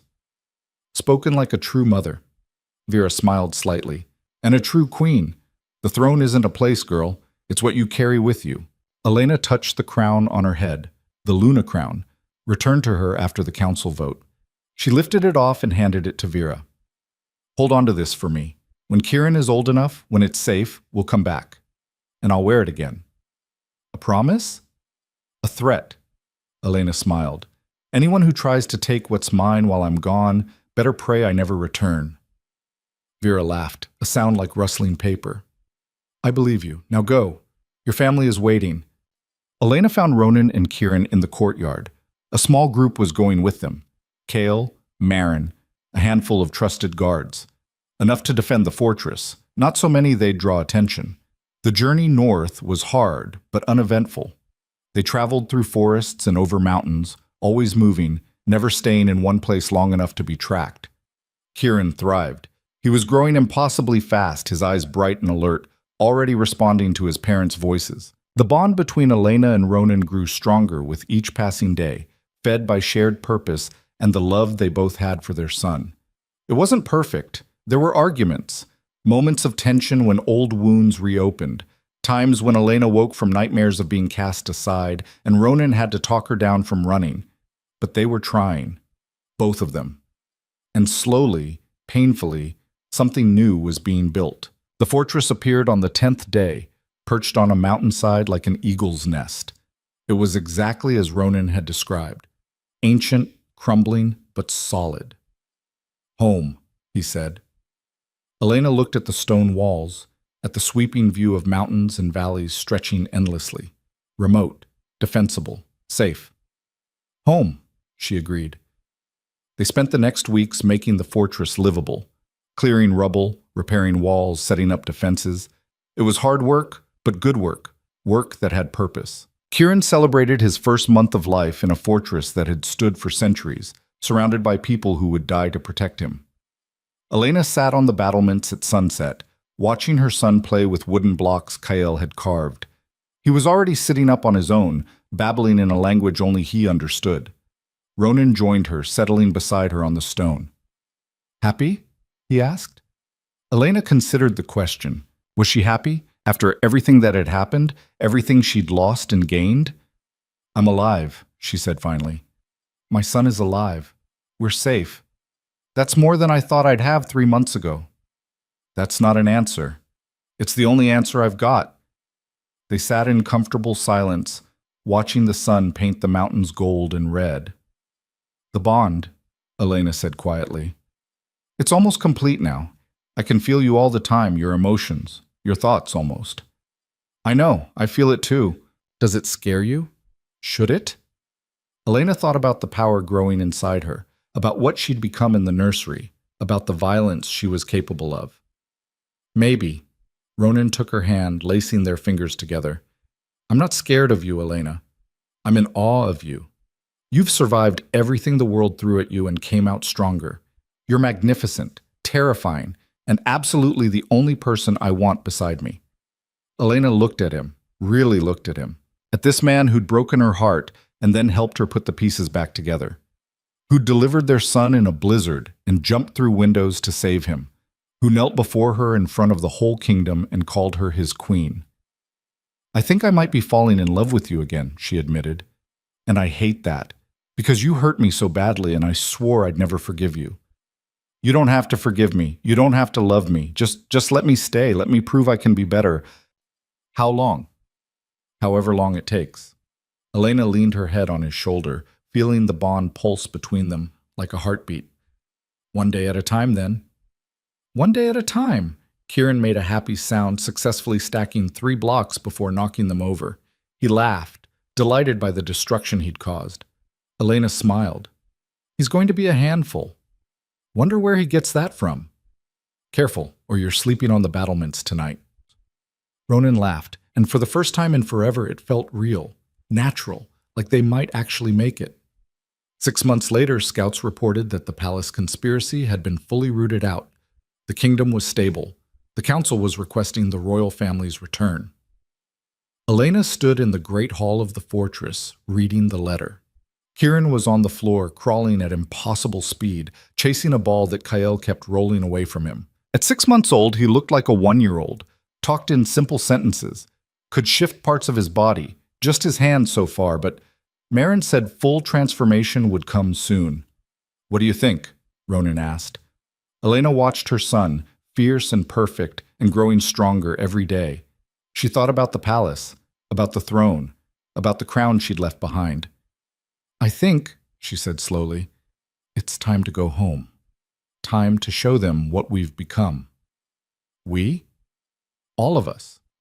Elena smiled. We're not the broken people who left. We're something new now, something stronger. The bond flared between them, fully formed, complete. Stronger than the first bond had ever been, forged in fire and blood and survival. When? Ronan asked. Spring, when the mountain pass is clear. Elena set the letter down.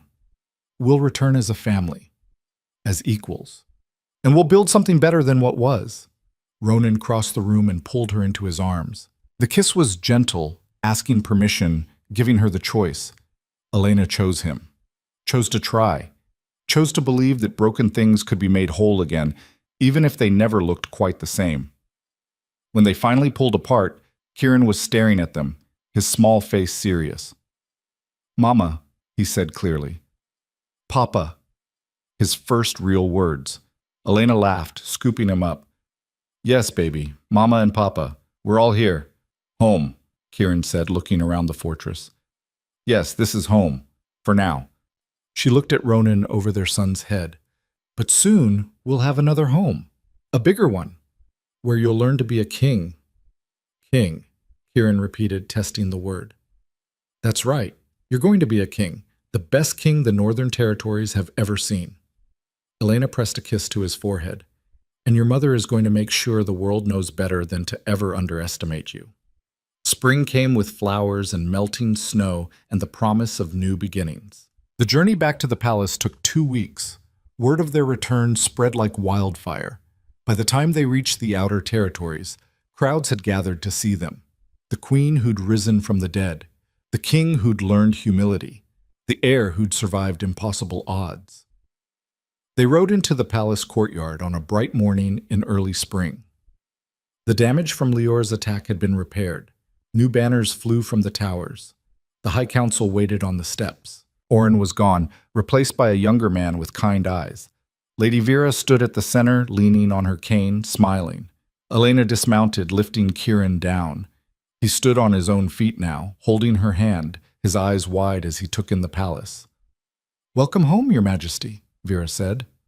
Elena looked at the throne room visible through the open doors. At the 2 thrones sitting side by side, king and queen, equal in power and authority. She thought about the woman who'd stood in the shadows 300 days ago, watching another woman steal her crown. That woman was gone, dead and buried in the snow. This woman, scarred, powerful, unbreakable, was who remained. Thank you, Elena said. It's good to be home. She walked up the steps with Ronan at her side and Kieran between them. The council bowed. The crowd cheered. And Elena Varelli, Luna Queen of the Northern Territories, mother of the true heir, survivor of betrayal and exile and impossible odds, reclaimed her throne. Not as a victim, not as someone who'd been saved, but as a force of nature who'd rewritten every rule, broken every expectation, and emerged from the storm stronger than anyone thought possible. The woman they'd tried to erase had become the woman who would never be forgotten, and her reign had only just begun. The coronation ceremony was set for the first full moon after their return. Elena stood in her chambers, staring at her reflection. The dress was new, deep midnight blue with silver thread woven through it, forming patterns that looked like constellations. It fit perfectly, hugging curves that had softened since Kieran's birth, then flowing to the floor in waves of fabric. She looked like a queen, felt like a warrior. "You're nervous," Ronan said from the doorway. "I'm terrified." Elena turned to face him. He wore formal armor, polished until it gleamed with the royal crest emblazoned across the chest. "What if I'm not ready? What if I fail them?" "You won't." "You don't know that." Ronan crossed the room, taking her hands. "I know you survived a blizzard birth, killed trained assassins while bleeding out, rebuilt a bond that was supposed to be impossible to repair.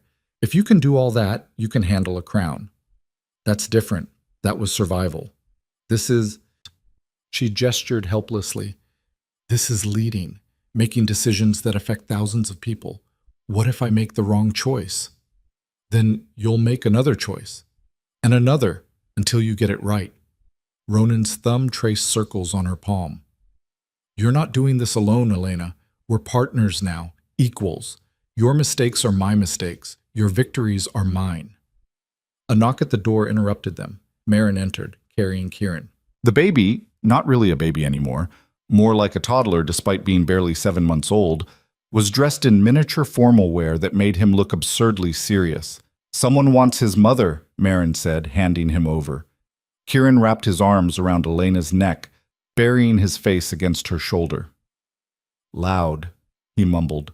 "Too many people." "I know, sweetheart, but we have to do this. It's important." "Why?" Elena thought about how to explain monarchy to a 7-month-old with the vocabulary of a 3-year-old. Because the people need to know who's going to protect them, who's going to make sure they're safe and fed and treated fairly. "You," Kieran said simply. "You protect everyone." Something in Elena's chest cracked open. "I'm going to try." "You will." Kieran pulled back to look at her with those serious gold eyes. "You're the strongest. Out of the mouths of children." Elena kissed his forehead. "Thank you, baby. Now, are you ready to sit very still and be very quiet while Mama and Papa do boring grown-up things?" Kieran considered this. "Can I have cake after?" "So much cake." "Okay." The throne room had been transformed. Every noble family in the Northern Territories had sent representatives. The room was packed with wolves in their finest clothing, all waiting to see the coronation of the queen who'd defied death itself. Elena walked down the aisle with Kieran on one side and Ronan on the other. Every eye followed her, some with admiration, some with curiosity, a few with lingering suspicion. Let them watch, let them judge. She'd proven herself in blood and fire. If that wasn't enough, nothing would be. The new High Chancellor, a man named Garrett, with honest eyes and a reputation for fairness, stood before the twin thrones. In his hands, he held 2 crowns. The king's crown, which Ronan already wore, and the Luna crown, which had been waiting for Elena's return. "Kneel," Garrett said. Elena knelt, keeping one hand on Kieran's shoulder. The little boy stood perfectly still, understanding somehow that this moment mattered. "Elena Virelli," Garrett's voice rang through the chamber. "You have endured trials that would break most wolves. You have survived exile, betrayal, and attempts on your life. You have given birth to the heir under impossible circumstances. You have defended this kingdom and its people with your blood and your strength. Do you swear to continue this service? To lead with wisdom and protect with ferocity? To put the good of the many above the comfort of the few?" "I swear it," Elena said clearly. "Do you swear to rule alongside your mate as equal, to counsel and be counseled, to share power and responsibility without pride or prejudice?" "I swear it." "Then by the authority vested in me by the High Council and the will of the Northern Territories, I crown you Luna Queen. May your reign be long and your justice swift." The crown settled onto her head. It was heavier than she remembered, colder, but it fit. Elena stood. The room erupted in cheers. Ronan took her hand, pulling her toward him. The kiss was brief, appropriate for public viewing, but the bond flared between them, warm and electric. "My queen," he murmured. "My king," she replied. Kieran tugged on her dress. Cake now? The room burst into laughter. Even the sternest nobles couldn't help but smile at the heir's single-minded focus. Yes, Elena said, lifting him into her arms. Cake now. The feast lasted hours. Elena moved through the crowd, accepting congratulations, fielding questions, making small talk with nobles she'd once considered friends, and others she'd never trusted. Lady Vera pulled her aside at one point, her weathered face thoughtful. You've changed, the old woman said, grown harder, sharper. I had to. I know. But don't lose the softness entirely. A queen needs both. Vera glanced at Kieran, who was systematically demolishing a piece of cake 3 times the size of his head.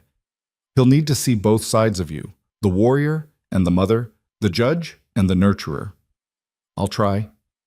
That's all any of us can do. Vera patted her arm. You're going to be magnificent, terrifying, certainly, but magnificent. As the night wore on, Elena found herself standing on a balcony, looking out over the kingdom. Lights twinkled in the distance, homes, taverns, lives being lived in relative peace. This was what she'd fought for, what she'd nearly died for. The chance to make this place better, safer, more just. Ronan joined her, sliding an arm around her waist.